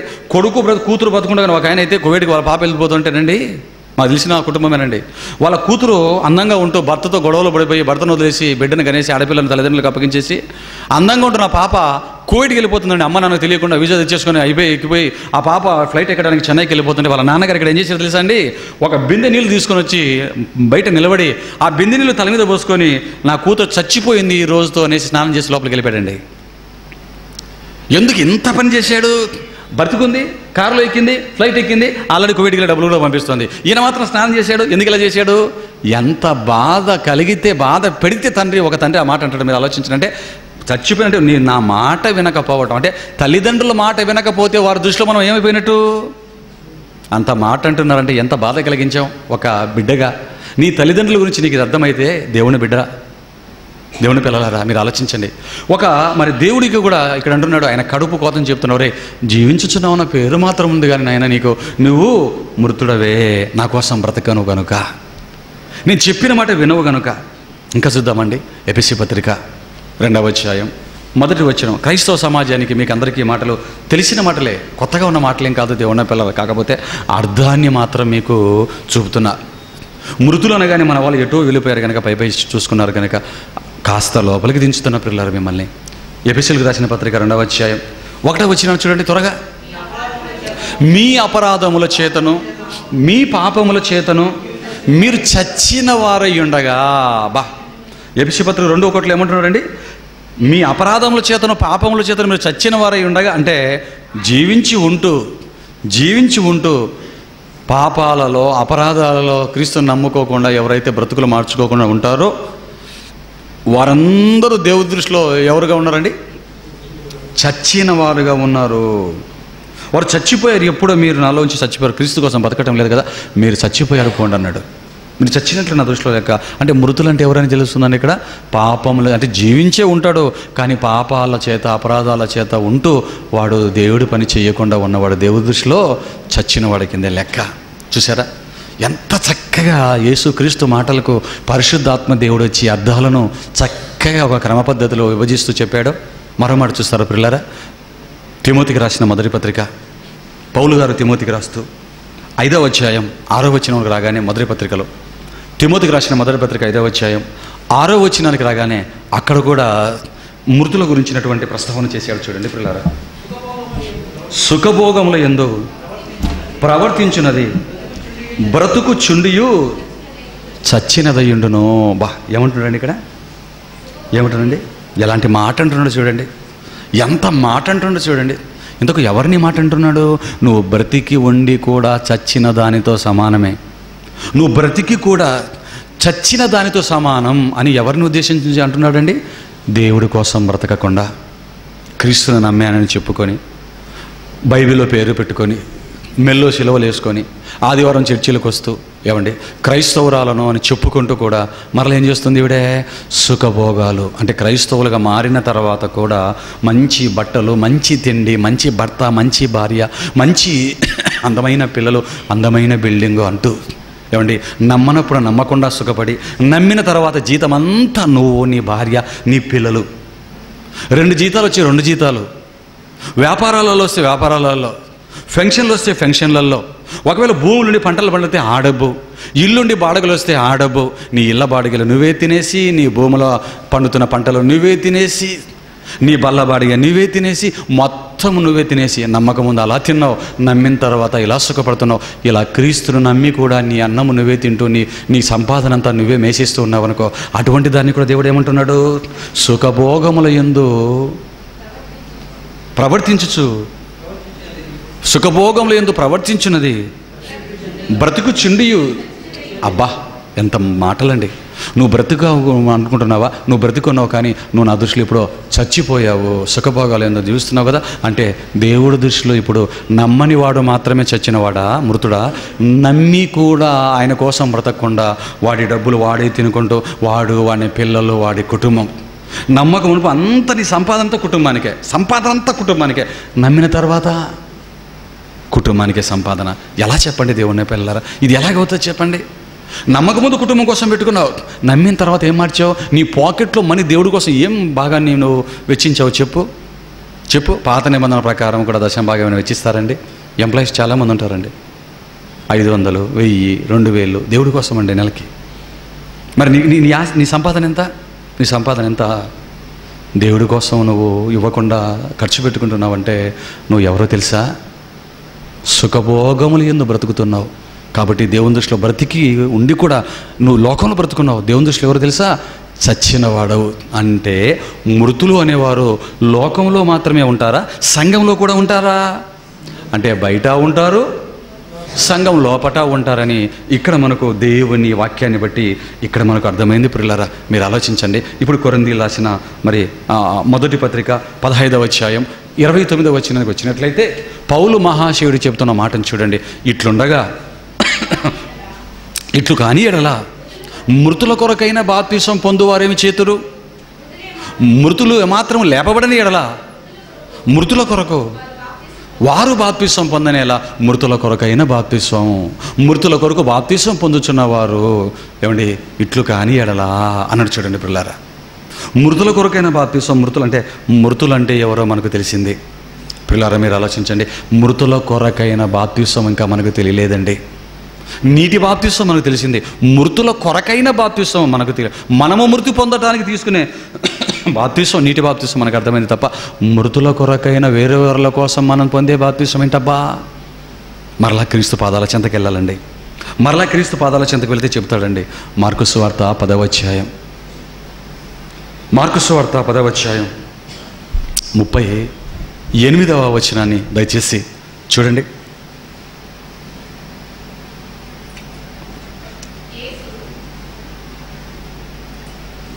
మార్కు సువార్త 10వ అధ్యాయం చదవండి అమ్మా. 38. యేసు, మీరేమడుగుచున్నారో మీకు తెలియదు. నేను తాగుచున్న గిన్నెలోనిది తాగుట అయినను, నేను పొందుచున్న బాప్తిసం పొందుట అయినను మీ చేతనగునా? ఏంటి? నేను పొందుచున్న బాప్తిసం పొందటం అంటున్నాడండి. నేను పొందుచున్న బాప్తిసం పొందటం, నేను తాగుచున్న గిన్నెలోని తాగటం మీ చేతనవుతుందా అని ఎవరిని అడుగుతున్నాడు? జెబెదయి కుమారుడైనటువంటి యాకోబును ఈ యోహానును అడుగుతున్నాడండి. పరలోక సింహాసనంలో కుడియడమల స్థానం అడిగారు కదండి.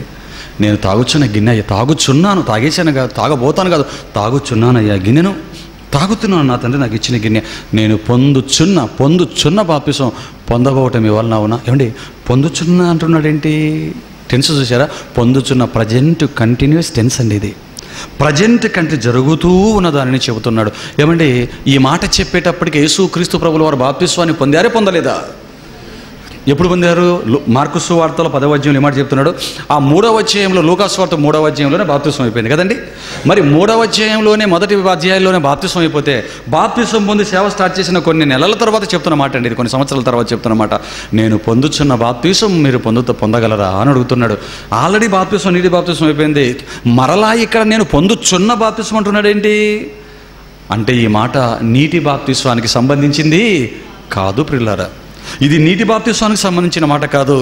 ఏదో బాప్తిస్వామి గురించి మనసులో పెట్టుకొని మాట్లాడుతున్నాడు అని మనకు అర్థమైంది. ఇంతకు ఏంటా బాప్తిస్వం? నీటి బాప్తిస్వం అయిపోయింది. మరి పొందుచున్న అంటే అది ఒక రోజులో మునిగి లేచేది కాదు అని, అది కష్టమైనది అని యేసుక్రీస్తు వారు చెబుతున్నారండి. నేను పొందుచున్న బాప్తిసం పొందటం మీ వలన అవునా? ఎందుకు కాదు?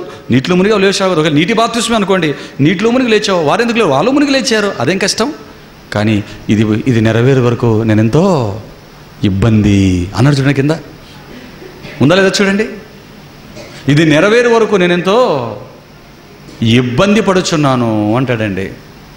ఆలోచించండి దేవుని పిల్లలారా, నేను పొందుచున్న బాప్తిసం నెరవేరే వరకు నేను ఎంతో ఇబ్బంది పడుచున్నాను. యేసుక్రీస్తుకే ఇబ్బంది అయిపోయిందండి. ఇబ్బంది అయిపోయింది దేవుని పిల్లరా ఆ రెండవ బాప్తిసం తీసుకున్నది. అంటే మరి మొదటి బాప్తిసం లాంటి నీటి బాప్తిసం కాదు అని మనకు అర్థమైందండి. ఆయన ఆల్రెడీ పొందుతూ ఉన్నాడు. ఇంతకీ ఏంటి బాప్తిసం? ఆ బాప్తిసమే మృతుల కొరకైనా బాప్తిసం దేవుని పిల్లరా, మృతుల కొరకైన బాప్తిసం. మరి మొదటి బాప్తిసం అది నీటిలో తీసుకున్న బాప్తిసం. ఈ రెండవ బాప్తిసము తీసుకోవటానికి అది ఒక నమూనా లాంటిది, అదొక ప్రాక్టీస్ లాంటిది. ప్రాక్టీస్ చేసాము నీటిలో. అంటే మీకు బాగా అర్థమయ్యే భాషలో చెప్పాలి, ఈ మాటని తెంచాలి అంటే పిల్లరా, మనం కూడా నీటిలో బాప్తిస్వాన్ని తీసుకున్నాం. నీటిలో బాప్తిస్వం తీసుకోవడానికి ఏమైనా కష్టపడ్డామండి? ఏం లేదు కదండి. అయితే తీసుకునేటప్పుడు ఒక మాట మనకు చెప్తారండి, కష్టమైన, నష్టమైన, ఇరుకులైన, ఇబ్బందులైన, చావైన, బ్రతుకైన క్రీస్తు కోసమే జీవిస్తావా అంటాడు. అప్పుడు మనం ఏం చెప్తాం? బుర్రకు సరిగా ఎక్కదు. అప్పుడు మనకి పాస్టర్ గారు చెప్తున్న, మనకి ఇస్తున్న వ్యక్తి చెప్తున్న మాటలు సరిగ్గా బుర్రకు మనకి ఎక్కదు.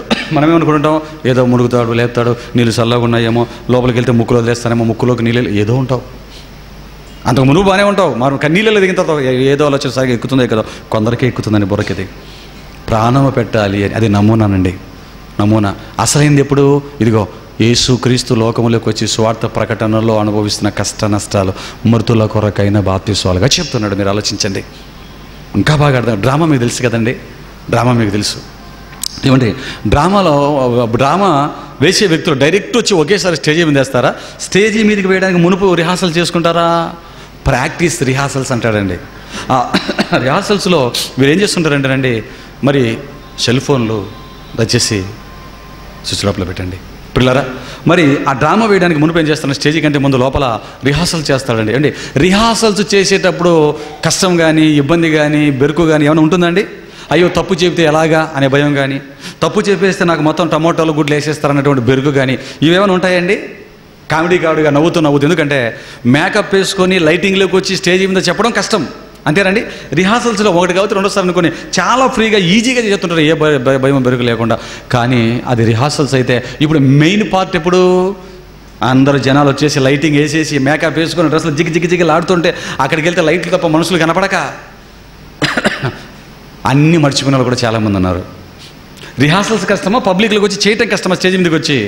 ఇది కష్టం దేవుని పిల్లలు, మీరు ఆలోచించాను. అందుకే మొదటి బాప్తిస్వం, నీటి బాప్తిస్వం మనకు రిహార్సల్స్, ప్రాక్టీస్ లాంటిది పిల్లరా. మరి ఇదిగో ఈ మృతుల కొరకైన బాప్తిస్వమే కష్టంతో కూడిందండి. ప్రాక్టీస్కి నిజంగా చేయడానికి ఎంత కష్టమో, నీటి బాప్తిస్వానికి, రెండవ మృతుల కొరకైన బాప్తిస్వం పొందడానికి కూడా అంతే కష్టం ఉంది దేవుని పిల్లరా. మీరు ఆలోచించండి. నీటిలో మునిగి లేవటం ఈజీ అండి, మొదటి బాప్తిస్వం ఈజీ అండి. ఆ రెండవ బాప్తిస్వం గురించే, ఇదిగో ఈ మృతుల కొరకైన బాప్తిస్వం గురించే ఇక్కడ పౌలు గారు మాట్లాడుతున్నారండి. ఇదిగో నేను ఈ మృతుల కొరకైన బాప్తిస్వాన్ని నేను పొందుతున్నామయ్యా అన్నాడు. నేనే కాదు, ఈ తరంలో నాతో పాటు చాలామంది చేస్తున్నారంటే ఇదిగో మృతుల కొరకైన బాప్తిస్వాన్ని పొందుతున్నారు అన్నాడు. పిల్లరా, అలా మృతుల కొరకైన బాప్తిస్వాన్ని పొందిన వారిలో ఏమండి మొట్టమొదటి స్థానం క్రీస్తు వారికి ఎదక్కుతుంది.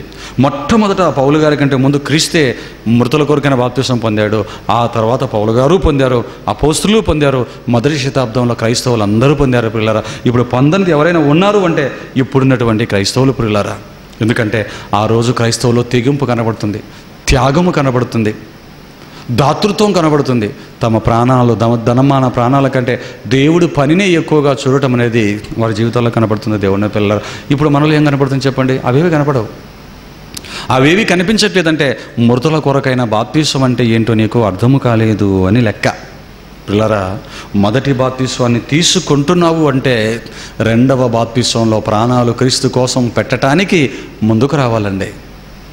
మొదటి బాప్తిస్వం తీసుకున్నామంటే ప్రాణాలు పెట్టడానికి, అందుకే తెగించిన వారే క్రైస్తవులుగా మారాలి పిల్లరా. మొదటి బాప్తిస్వానికి తెగింపు అవసరం లేదు, కానీ ఈ మృతుల కొరకైన బాప్తిస్వానికి మాత్రం తెగింపు కావాలి పిల్లరా. ఇంతకు మృతుల కొరకైన బాప్తిస్వం అంటే ఏంటబ్బా అన్నాడు కదా 15:29లో. మృతుల కొరకైన ఇట్లు కానీ ఎడల మృతుల కొరకైన బాప్తిస్వం పొందేవారు ఏం చేతులు అంటే అర్థమేంటో తెలుసా? మృతులు అంటే తమ పాపాల చేతను, అపరాధముల చేతను చచ్చిన వారు. రెండు, దేవుని నమ్మి కూడా సుఖభోగాల యందు బ్రతుకుతూ దేవుడు పని చేయకుండా ఉన్నవారు. ఏమండి, వీరిని బ్రతికించాలి. వీరిని బ్రతికించాలంటే మనం ఏం చేయాలి? మనము బాప్తిస్వంలో మునిగిపోవాలండి. మనము బాప్తిస్వం అంటే ముంచడం, పాతిపెట్టడం కదా. నీటిలో మొదటి బాప్తిస్వంలో మునిగిపోతాం. మృతుల కొరకైన బాప్తిస్వం అంటే మునిగిపోవటం, పాతిపెట్టడం అంటే అక్కడ నీటిలో పాతిపెట్టబడుతున్నాం. ఇక్కడ ఎందులో పాతిపెట్టబడాలో తెలుసా? సువార్త ప్రకటించి లోకములో ఉన్న పాపులను, దోషులను, నులివెచ్చని క్రైస్తవ జీవితాలు ఉన్న వారిని బయటికి తీసుకురావడానికి ఏ కార్యక్రమాలైతే నువ్వు తలపెడుతున్నావో, నీ ధనాన్ని, నీ ప్రాణాన్ని, నీ కష్టాన్ని, నీ చెమటని అనేక ప్రాంతంలోకి వెళ్ళే నీ సమయాన్ని వీటన్నిటినీ ఖర్చు పెట్టి, ఒక మాటలో చెప్పాలి అంటే మొదటి బాప్తిస్మంలో నీటిలో పూర్తిగా ఎలాగైతే మునుగుతావో, ఈ మృతులను మరలా సజీవులుగా లేపటానికి, దేవుళ్ళకి తీసుకురావటానికి నువ్వు కష్టాలలో, నష్టాలలో, కన్నీళ్లలో, కడగలలో మునిగిపోవటాన్నే మృతుల కొరకైన బాప్తిస్మం అంటాడు. అంటే నరకానికి వెళ్ళటానికి సిద్ధంగా ఉన్న, జీవించుచున్న పేరు పెట్టుకున్న వీరిని పరలోక రాజ్యంలోకి తీసుకువెళ్ళటానికి, అగ్నిలో నుంచి లాగినట్లుగా లాగటానికి నువ్వు కష్టపడతావే. మీటింగులు అంటావు, సెమినార్లు అంటావు, మినీ సెమినార్లు అంటున్నాం, సంఘంలో వాక్యం అంటున్నాం, పబ్లిక్ మీటింగ్స్ అంటున్నాం, పబ్లిక్లో స్వార్థ ప్రకటన అంటున్నాం, కరపత్రాలు అంటున్నాం, యూట్యూబ్ మెసేజ్లు అంటున్నాం, ఏమండి పుస్తకాలు రాస్తున్నాం, సీడీలు తయారు చేస్తున్నాం. ఇవన్నీ కష్టంతో కూడినవి, ఖర్చుతో కూడుకున్నవి, జీవితాన్ని పనంగా పెట్టేవి దేవుని పిల్లరా. అలాగా మరణించి లోకంలో జీవిస్తూ దేవుళ్ళకి రానటువంటి వారిని దేవుళ్ళకి తీసుకురావడానికి నువ్వు పడే కష్టాలలో మునిగిపోవటాన్ని మృతుల కొరకైన బాప్తిస్మం అన్నాడు. ఇది చాలా కష్టమైనది, కఠినమైనది, కన్నీటితో కూడుకున్నది దేవుని పిల్లలారా. అదే పడ్డాడు యేసుక్రీస్తు పొందిన మృతుల కొరకైన బాప్తిస్మంతో లోకాన్నే ఏమండి విమోచనలోకి తీసుకొని వచ్చేసాడండి. సంఘం ప్రతి మనిషి కోసం మృతుల కొరకైన బాప్తిస్మంలోకి యేసుక్రీస్తు ప్రభుల వారు వెళ్ళిపోయారు. పిల్లారా, సమాజానికి అర్థమైందా చెప్పండి? అర్థమైతే ఇదిగో ఇప్పుడండి క్రీస్తుని గణపరుస్తాం, ఇలాగండి క్రీస్తుని గణపరుస్తాం. నా కోసం ఇంత చేసావు కదా క్రీస్తు ప్రభువా, యేసుస్వామి నా కోసం ఇంత చేసావు కదా, నీవే నా కోసం ఇంత చేసినప్పుడు నేను నమ్ముకున్నందుకు నేను ఇంకా నీలాగే చేస్తానయ్యా అని ఆయన మనసెరిగి ప్రవర్తిస్తావు చూసావా. క్రీస్తు మాట ప్రకారం ఎవడైతే బ్రతుకుతాడో, పనిలో ఉంటాడో, వాడే తండ్రిని గణపరిచేవాడు. అది క్రీస్తు చేశాడు. మృతుల కొరకైన బాప్తిస్వాన్ని పౌలు చేశాడు. మృతుల కొరకైన బాప్తిస్వం అపోస్తులు చేశారు. మొదటి శతాబ్దపు క్రైస్తవులు ఉన్న బలంగా చరచరాస్తులు అమ్మి చేశారు. కష్టాల్లో మునిగిపోయారు దేవుని పిల్లలు. ఇదే మృతుల కొరకైన బాప్తిస్వం అంటున్నాడు. ఆలోచించండి, ప్రాక్టీస్కి, నీటి బాప్తిస్వానికి, రియల్గా వేయటానికి ఎంత తేడా ఉందో మీరు ఆలోచించండి దేవుని పిల్లలారా. అందుకేనండి నువ్వు బాప్తిస్వం తీసుకున్న తర్వాతే ప్రాక్టీస్ అయిపోవాలన్నీ కూడా వచ్చేయాలి. మృతుల కొరకైన బాప్తిస్వానికి వెళ్ళిపోవాలి. ఉందా ఈ ఫీడ్బ్యాక్ క్రైస్తవ్యానికి? ఇలా మనిషిని తయారు చేయటం క్రైస్తవంలో ఉందా? మొదటి బాప్తిస్వం తీసుకుంటున్నావు అంటే నెక్స్ట్ ఎక్కడికి వెళ్ళిపోవాలి? నువ్వు మృతుల కొరకైన బాప్తిస్వంలోకి వెళ్ళిపోవాలి. అలా వెళ్ళిపోవాలంటే వాక్యాన్ని నేర్చుకోవాలి, కష్టపడాలి, నీ సంపాదనను దేవుడి కోసం ఇవ్వడానికి ముందుకు రావాలి. ఈ పనిలో నీ కుటుంబ అవసరతలు, నీ పిల్లల అవసరతలు, నీ ఉద్యోగాలు, వీటి గురించిన మనసు ఆలోచనలు నీకు ఉండకూడదు నాయన. అవసరమైతే ఉద్యోగానైనా విడిచిపెట్టాలి, పనినైనా విడిచిపెట్టాలి, నీ బ్రతుకునే దేవునికి ఫలంగా పెట్టాలి అన్న ఫీడ్బ్యాక్. నిజంగా అండి ఈ రకమైన ట్రైనింగ్ క్రైస్తవులకు ఇచ్చేవాళ్ళు ఉన్నారండి? ఈ మాటలు క్రైస్తవులకు నేర్పించేవారు ఎవరైనా ఉన్నారు చెప్పండి దేవుని పిల్లరా? లేరండి. ఏమండి మరి ఎక్కడ కనపడతారు? నమ్మిన దానికోసం ప్రాణం పెట్టాలి, నమ్మిన క్రీస్తు కోసం ప్రాణం పెట్టాలని చెప్పేవారు క్రైస్తవులు కనబడట్లేదు. కానీ నమ్మిన దానికోసం ప్రాణం పెట్టాలని వచ్చినప్పటి నుంచి నేర్పించి ట్రైనప్ చేసి ప్రాణాలు సైతం పెట్టించేవారు ఎక్కడ మనకు కనపడతారు తెలుసా అండి? ఎల్టీటీఈ గురించి మీకు తెలుసు కదండి. ఎల్టీటీఈ తెలుసు కదా, చచ్చిపోయాడు, రాకేశారు, దాన్ని తుడిచిపెట్టేసిందండి శ్రీలంక. ఎల్టీటీ గురించి మీరు ఆలోచిస్తే దేవుని పిల్లల ప్రభాకరన్ పిల్లయ్య అనేవాడు ఎల్టీటీని ప్రారంభించి వేల సైన్యాన్ని తయారు చేశాడు. ఏమండి వారు రాజీవ్ గాంధీని చంపేశారండి. రాజీవ్ గాంధీని చంపడానికి వినియోగించిన మానవ బాంబు ఏదో తెలుసా అండి? మానవ బాంబు. రాజీవ్ గాంధీని దేనితో లేపేశారంటే కత్తులతోనూ తుపాకీలతోనూ లేపేయలేం కనుక మానవ బాంబు అయితే దొరుకుతాడు కనుక ఆలోచించి ఒక మానవ బాంబును ప్రయోగించారు. ఇంతకు ఎవరనుకున్నారా మానవ బాంబు? ఠాను అనే ఒక టీనేజ్ అమ్మాయి అండి. ఏమండి ఆ అమ్మాయిని రాజీవ్ గాంధీని చంపడానికి రెడీ చేశారండి. ఏమండి రెడీ చేసేటప్పుడు ఎలా చేశారో తెలుసా అండి? ఏమండి బెల్ట్ బాంబు కట్టేశారు. ఏమండి రా ఇదిగో నేను రాజీవ్ గాంధీని అనుకో, మొదట దండ ఎలాగేస్తావో, వీళ్ళందరూ పోలీసులు అనుకో, వాళ్ళందరూ చూస్తున్నారు నువ్వు ఎలాగుండాలి, భయంతో బెరుగుతో వెళ్ళావనుకో లాగేస్తారు బయటికి. ఎలాగెళ్ళాలి నువ్వు? అభిమానంతో వెళుతున్నట్టుగా చెయ్యి. ఎలాగొస్తావురా? వెయ్యి దండ వెయ్యి, వేసిన తర్వాత ఎలా నొక్కుతావు? నొక్కు, నువ్వు నా కాలు పట్టుకో, వేసి నేను లేపడానికి ఇలా వంగుతాను, నేను రాజీవ్ గాంధీ వంగుతాడు, అప్పుడు వెంటనే నొక్కేయాలి, మొత్తం పేలిపోవాలి. ప్రాక్టీస్ మీద ప్రాక్టీస్ వేయించారండి. ఇవ్వండి ప్రాక్టీస్ మీద వేయించారు. తర్వాత ఆ ప్రాక్టీస్లోంచి ఎక్కడికి వచ్చింది అమ్మాయి? నేరుగా తమిళనాడుకు వచ్చింది. రాజీవ్ గాంధీ దగ్గరికి వచ్చేసింది, దండేసింది, వంగేసింది. అతను లేపడానికి పాపం మంచి మనసుతో రాజీవ్ గాంధీ వంగేశాడు, నొక్కేసిందండి మీట. లేచిపోయాయండి, శవాలు పేలిపోయాయండి. అంటే ఈ అమ్మాయికి ట్రైనప్ ఇచ్చేటప్పుడే ఏమని ట్రైనింగ్ ఇచ్చారండి? ఇదేదో ప్రాక్టీస్ క్లాసే కాదు, ఖచ్చితంగా ప్రాణాలను పెట్టాలి. రాజీవ్ గాంధీని మాత్రమే చంపాలా? నువ్వు చచ్చిపోవాలా? నువ్వు పోవాలి. ఎంత ఫీడ్బ్యాక్ చూడండి. ఏమండి దానికోసం అటండి పోటీ పడ్డారటండి ఎల్టీటీలో. నేను చంపుతాను, నేను మారిపోతాను అంటే అబ్బాబ్బాబ్బా అనుకో లాస్ట్కు ఈ అమ్మాయిని సెలెక్ట్ చేశారటండి. అనేకులు వస్తే అయ్యో నాకు లక్కు సరిపోయింది అన్నారట మిగతా అమ్మాయిలు. చూడండి పిల్లలు ఎంత ఫీడ్బ్యాక్ ఇచ్చారో, వచ్చేసి చంపేసిందండి. చూసారంటే తాను నమ్మినటువంటి ఎల్టీటీ సిద్ధాంతం కోసం ప్రాణం పెట్టేటట్టుగా ట్రైనప్ చేశారు కదండి టానుని. అంతేకాదు పిల్లరా, ఒక ఉగ్రవాదులు చూడండి, ఉగ్రవాదులు అంతే. వారు నమ్మిన సిద్ధాంతం కోసం వారు ఏం చేస్తారు?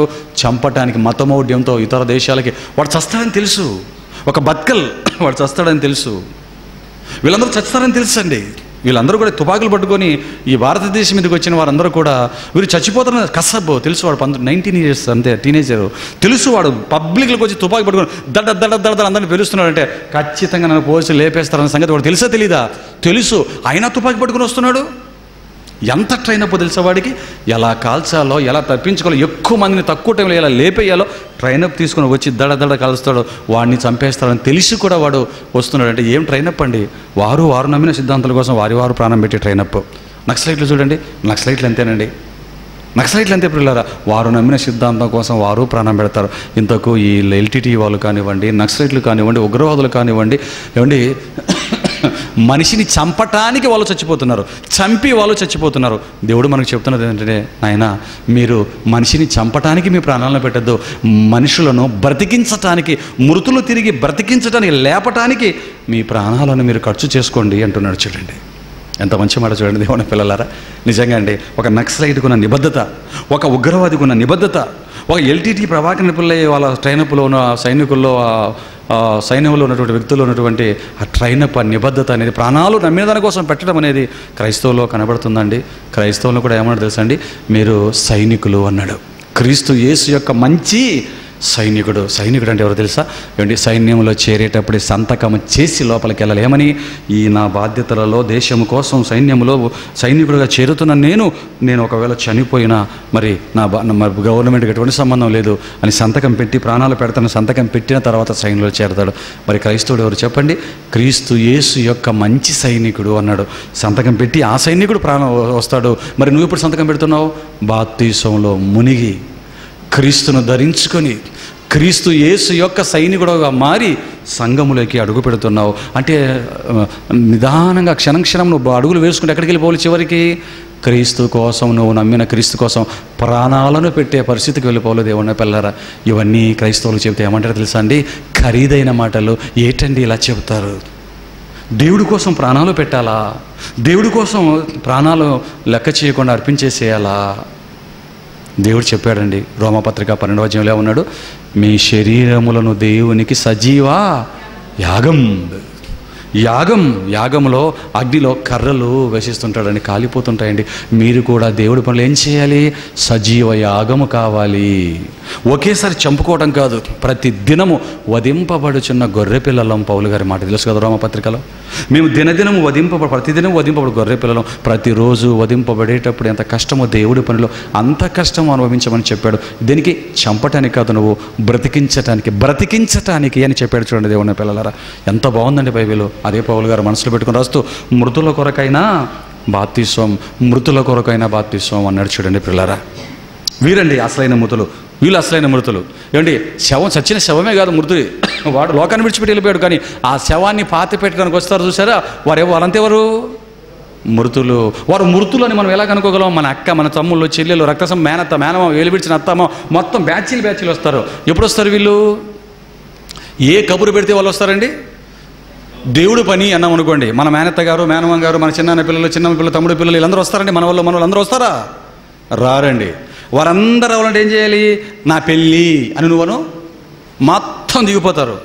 నా కొడుకు పెళ్ళి, నా కూతురు పెళ్ళి, నా ఇంట్లో బర్త్డే, ఈ గృహప్రవేశం, వ్యాపారం వచ్చిన మరి దేనికో ఒక కృతజ్ఞత కూడికి ఏదో పెట్టుకో, నీ సొంత పనులు పెట్టుకో, పుట్టినరోజులు, పెళ్లి రోజులు ఇవి పెట్టుకోండి.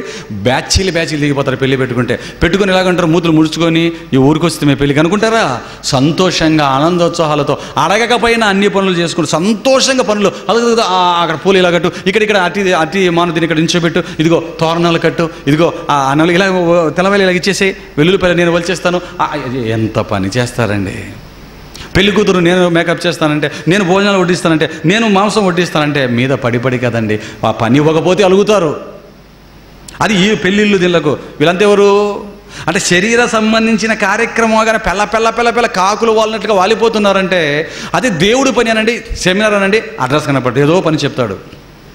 చర్చి అనండి ఏదో పని చెబుతాడు, ఏమండి అది పెళ్ళి అనండి, మంచి భోజనాలు అనండి, మంచి పార్టీ అనండి, పెళ్ళ వాలిపోతారండి అందరూ కూడా. మీరు ఆలోచించండి, దేవుడి పని అంటే రావటం లేదు. పెళ్ళిళ్ళు, పుట్టినరోజులు, గృహప్రవేశాలు అంటే కుప్పలుగా సాగుతున్నారంటే వచ్చి వాళ్తున్నారంటే ఎవరు వీళ్ళంతా? దేవుడి పనికి చెలించని వాడు, దేవుని పనికి కదలనివాడు, దేవుని పనికి స్పందించనివాడు. మరి మృతుడా కాదా చెప్పండి? శరీర కార్యక్రమాలు కానీ టపటపట పరిగెడుతున్నాడు, దేవుడి కార్యక్రమాలు కానీ పటపట వెళ్ళిపోతున్నాడు అంటే వారు మృతులా కాదా చెప్పండి దేవుని పిల్లలారా? అందుకే అన్నాడు మృతుల కొరకైన బాప్తిసం. క్రీస్తు అందుకే అన్నాడు మృతులు తమ మృతులను వాళ్ళు స్పందించరయ్యాది. నా మాటలు చెప్పినా కూడా స్పందించరు, వారిని లేపు. అదే పౌలు చేశాడు, మృతుల కొరకైనా బాప్తిసం. దేవుని పిల్లలారా, క్రీస్తు పొందిన మృతుల కొరకైన బాప్తిసం, పౌలు పొందిన మృతుల కొరకైన బాప్తిసం, మొదటి శతాబ్దపు అపోస్తులు క్రైస్తవులు పొందిన మృతుల కొరకైన బాప్తిసం గురించి మనకెందుకు బైబిల్లో రాయించాడు? బైబిల్లో రాయించి దాని ప్రకారం బ్రతకమంటున్నాడంటే అర్థమేంటో తెలుసా? క్రైస్తవుడుగా బాప్తిసాన్ని తీసుకున్న నీవు శిలువ సైనికుడవుగా సంతకము పెట్టుతున్నావు. సంతకం పెట్టి వస్తున్నావు సైన్యంలోకి, నా ప్రాణాలు పోయినా పర్వాలేదు ఈ పనిలో అని. ఉగ్రవాది కంటే చిన్నవాడవా నువ్వు నమ్మకంలో? నక్సలైట్ కంటే అంత తీసిపోయేదా నీ విశ్వాసం? ఒక ఎల్టీటీ వారి కంటే చిన్నదా నీ విశ్వాసం? రాలిపోయింది ఎల్టీటీ, బలహీనపడుతుంది నక్సలిజం, తుడిచిపెట్టుకుపోతుంది ఉగ్రవాదం. మరి క్రీస్తు గురించి నీ నమ్మకం? అందుకేనండి ఎప్పుడు ఒక మాట చెప్తాను, ఒక ఉగ్రవాది తాను నమ్మిన సిద్ధాంతం కోసం వాడు ప్రాణాలు పెడతాడు, ఒక నక్సలైటు వాడు నమ్మిన సిద్ధాంతం కోసం వాడు ప్రాణం పెడతాడు, ఒక ఎల్టీటీ సోల్జర్ వాడు నమ్మిన సిద్ధాంతం కోసం వాడు ప్రాణం పెడతాడు. క్రైస్తవుడు మాత్రం వాడు నమ్మిన క్రీస్తు కోసం ప్రాణాలు పెట్టాడు. అందుకేనండి పిరికి వారు దేవుని రాజ్యమునకు వారసులు కారు. పో నువ్వు అన్నాడు, పో నువ్వు నా సైన్యంలో ఉండవలసిన అవసరత లేదు. అక్కడికి వెళ్ళిపోయి ఆర్మీలో జాయిన్ అయిపోయి వెళ్ళిపోయిన తర్వాత గజ వణుకుతూ వాడు కాలుస్తాడేమో మనల్ని చంపుతాడేమో అని వణుకుతున్నాం మనకు. అప్పుడు ఏం చేస్తుంది ఆర్మీ? అలా చూస్తాడు కమాండరు, వీడేంటి ఇలా వణుకుతున్నాడు, వీడి వల్ల మనకు లాభం కంటే నష్టం. ఎందుకు? ఇలాంటి వాళ్ళని ముందు పెట్టామనుకో వాడేం చేస్తాడు, అక్కడ ఒక ట్యాంకర్ కానీ ఓయమ్మా ఏదో వచ్చిందని ఈడు పరిగెట్టేసరికి వాడి భయానికి వాడి అరుపులకి పక్కన ఏం చేస్తాడు, ఎంతమంది వచ్చారని ఈడు పరిగెడతాడు. అంతేనండి, అంతేనా? అందుకే వీడిని ఉంచడం కంటే తీసివేయటం, వెళ్ళిపోరా. పిల్లరా మీరు ఆలోచించండి, పిరిగి వారు దేవుని రాజ్యానికి వారసులు కారు. అందుకే మీరు కూడా ఒక నిర్ణయం తీసుకోండి. ఈ తిరుపతిలో పెట్టినటువంటి క్రైస్ట్ చర్చిలో సభ్యులుగా వచ్చిన మీకు కూడా ఏమండి చెప్తున్న మాట ఏంటంటే, మీరు ఒకవేళ దేవుడి కోసం ప్రాణాలు పెట్టాలన్న ఆలోచన మీకు లేదా? ఆయన కోసం నేర్చుకొని గణపరచాలి, మహిమపరచాలి, ఆయన కోసం బ్రతకాలి. నా చేతికి వచ్చిన ఏ పనైనా శక్తిలోపంలో కూడా చెయ్యాలి. ఒక తండ్రిని అడుగుతున్నాడు, నన్ను గణపరచవా? ఒక యజమానుడుగా నన్ను గణపరచమంటున్నాడు కదా. అలా గణపరచాలి అనుకుంటేనే మీరు సంఘానికి ఉండండి పిల్లలారా. అప్పుడప్పుడు రావటం, ఏదో కనపడటం, మరలా 2 నెలలు కనిపించకుండా పోవటం వద్దు దేవుని పిల్లలారా. రావటం పోవటం. నిన్ను చూసిన వాడు లోకస్తుడు ఏమంటాడు, ఇదండి క్రైస్తవుల బ్రతుకు అంటాడు. నువ్వు వస్తావు, వాక్యం నేర్చుకో, వస్తావు, మళ్ళీ ఒక 2 నెలలు రావు. అప్పుడు ఎలాగుంటావు? లోకానుసారంగా నీ మాటలు, లోకానుసారంగా నీ చేష్టలు, లోకానుసారంగా నువ్వు, నీ కుటుంబం, నీ పిల్లలు, నీ కుటుంబం అంతా అలా ఉంటున్నప్పుడు వాళ్ళు ఏమంటారు, ఇదండి క్రైస్తవుల బ్రతుకు చి అంటారు. నువ్వు రావటం కంటే రాకుండా ఉండటమే బెస్ట్. ఏ నష్టమేం లేదు. ఇలా వెళ్ళిపో. వచ్చావా, నిలబడ్డావా, 2 బాధ్యతలు వచ్చాయి. ఒకటి, దేవుడి కోసం బ్రతకకుండా ఉన్నవాడిని మనం నించోబెట్టుకోవాలి. సంఘంలోకి వచ్చి దేవుడి కోసం బ్రతకడు. 2, లోకంలో ఉన్న మృతుడు వాడిని నించోబెట్టుకోవాలి. 2 పనులు మనకున్నాయి దేవుని పిల్లలారా. ఇప్పుడు ఇక్కడ కూర్చున్న మనలో కూడా దేవుడి కోసం బ్రతుకుతామని చెప్పి కూడా బ్రతకని వారు ఉన్నారు. పని చెబితే చిన్నపుచ్చుకునేవారు, ఏదైనా పనికి రమ్మంటే రాకుండా పోయేవారు ఉన్నారు పిల్లలారా. అసలు వాళ్ళు చెప్పినట్లు మనము వినాలంటారు తప్ప మనం చెప్పినట్లుగా చేతులు చెప్పండి మమ్మల్ని ఏం చేయమంటారో అని అనేవాళ్ళు ఎవరు ఎంతమంది ఉన్నారు చెప్పండి దేవుని పిల్లలారా. అలాగంటేనే మృతుల కొరకైన బాప్తిసంలో నువ్వు ముందుకు వెళ్ళగలుగుతావని. కాబట్టి పిల్లలారా, పిరికివారు వద్దు, దేవుని రాజ్యానికి వారసులు కారు. సంఘంలో సభ్యులుగా ఎందుకు? దేవుని రాజ్యమే మనకు రానప్పుడు, దేవునికి రాజ్యంలో వారసత్వమే మనకు దక్కనప్పుడు సంఘ సభ్యత్వం నీకు ఏం చేసి పెడుతుంది చెప్పు? ఎక్కువ మంది ఇలాంటి వాళ్ళు ఉన్నారు సంఘంలో. ఈ సంఘంలో మేము సభ్యత్వం 80 సంవత్సరాలు మా తాతల కాలం నుంచి అంటాడు. ఎందుకు? లైన్గా పాతాళానికి పోవడానికా? లైన్గా పాతాళానికి దిగజారటానికా? మృతుల కొరకైన బాప్తిస్వం. పిరికి వారు వెళ్ళిపోవచ్చు దేవుడి పని కోసం. దేవుడి పని అనగానే మేము అని ముందుకు రావాలని ఒకటాను నేను అని వచ్చారు ఎల్టీటీలో. దేవుడి పని కోసం, దేవుడి పని పోస్టర్లు అనగా నేను ముందుకు రావాలి. దేవుడిన పిల్లరా, విన్న మాటలు మీరు విడిచిపెట్టకండి. విడిచిపెట్టకండి దేవుడిని పిల్లారా. మనసు సిద్ధం చేసుకున్నారా వింటున్నప్పుడు? అయితే ఇప్పుడు ఇంకా ముగించేస్తాను దేవుడి మాటలని. ముగించేసిన తర్వాత ఇప్పుడు దేన్ని సరి చూసుకోవాలి? ఇప్పుడు వినడానికి మునుపు మనసు సరి చూసుకున్నాం. ఇప్పుడు విన్న తర్వాత దేన్ని సరి చూసుకోవాలి, సరి చేసుకోవాలి? బ్రతుకులు సరి చేసుకోవాలి ప్రియులారా. ఎప్పుడు తీసుకోవడం కాదు ప్రియులారా, ఇచ్చే వారంగా మనం మారిపోవాలి. ఎప్పుడు సేవలు చేయించుకోవడం కాదు ప్రియులారా, పాద సేవకులుగా మనం మారిపోయి మృతుల కొరకైన బాప్తిస్మంలోకి వెళ్ళిపోవాలి ప్రియులారా, వెళ్ళిపోవాలి మనం. అదే క్రైస్తవుడికి ఉన్న బాధ్యత. అదే ఒక నిజమైన క్రీస్తు శిలువ సైనికుడి యొక్క ధీరత్వం, రోషం, దేవుని కుమారత్వం, పరలోక రాజ్యంలో సభ్యత్వం. అది లేకపోతే పిరికివాడవుగా దేవుని రాజ్యంలో నువ్వు సభ్యురాలు కాలేవు. నీ బిడ్డకు పొయ్యి మందు కూర్చోబెట్టి పొయ్యిని బిడ్డకు. నీ మాట వినకపోతే తగ్గించబడి పో, లోకంలోకి వెళ్ళిపో పిరికిదానా అని చెప్పండి పిల్లలారా. పిరికివాడా అని బిడ్డతో చెప్పండి. పోయండి ఇంట్లో బిడ్డలకి, పోయండి దేవుని పిల్లలారా. గ్లాసులో నీళ్ళు పోస్తావు కదా, జ్యూస్ పోస్తావు కదా, బిర్యానీ తిన్న తర్వాత జీరా పోస్తావు కదా, మరి దేవుడి వాక్యం ధైర్యాన్ని పోయవా? పోయండి పిల్లలకి. పిల్లరా మారాలి, ఈ తరం మారాలి. మొదటి శతాబ్దం క్రైస్తవ్యాన్ని మరలా మన బ్రతుకులు చేసి చూపిద్దాం. సంఖ్య చూసుకోకండి, నిలబడిన వ్యక్తులు, కలేజా కలిగిన, ధైర్యం కలిగిన వ్యక్తులు ఎంతమంది ఉన్నారో అది చూసుకున్నాం, ముందుకు వెళ్ళిపోదాం. అట్టి మనస్సు దేవుడు ఆయన పిల్లలుగా మనందరికీ ఇచ్చి ఆయన పనిలో మృతుల కొరకైనా బాప్తిస్వాన్ని పొందేటట్లుగా ఉంచాలని మనస్ఫూర్తిగా కోరుకుంటూ, ఈ మాటలు విన్న దేవుని పిల్లలని మీరందరూ కూడా వినడానికి ముందు చెప్పిన మాటను బట్టి మనసు సిద్ధపరచుకున్నారని అనుకుంటున్నాను, నమ్ముతున్నాను. విన్న తర్వాత మెసేజ్ అయిపోగానే అండి వెంటనే దాని ప్రకారంగా బ్రతుకులు సిద్ధపరచుకోవాలి. అంటే ఏంటి? ఈ రోజు నుంచి ఒక మంచి నిర్ణయంతో ఇప్పటి నుంచి దేవుడు మృతుల కోసం బాప్తిస్వం నేను ఏం చేయాలో చెప్పండి. ప్రాక్టీస్ అయిపోయింది, ఇంకా రిహార్సల్స్ అయిపోయింది. ఇప్పుడు నేను పబ్లిక్లోకి వచ్చేసాను, స్టేజ్ మీదకి, యూనివర్సల్ స్క్రీన్ మీదకి వచ్చేసాను. నన్ను ఏం చేయమంటారో చెప్పండి. మృతుల కొరకైన బాప్తిస్వం, వారిని లేపాలి, తట్టి లేపాలి. లేపితేనే కానీ శవం లేగదు, నువ్వు చెబితేనే కానీ వాడు బ్రతకడు.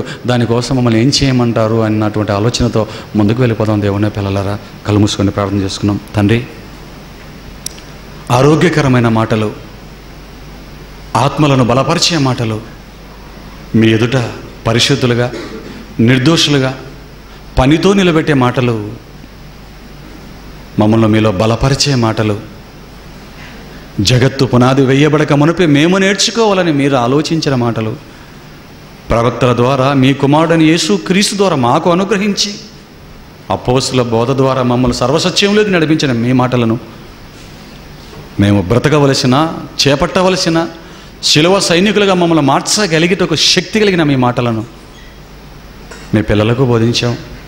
దాని ప్రకారం బ్రతికే అదృష్టాన్ని ప్రసాదించమని యేసు క్రీస్తు వారి పేర ఈ ప్రార్థన సమర్పిస్తున్నాము తండ్రి. ఆమేన్.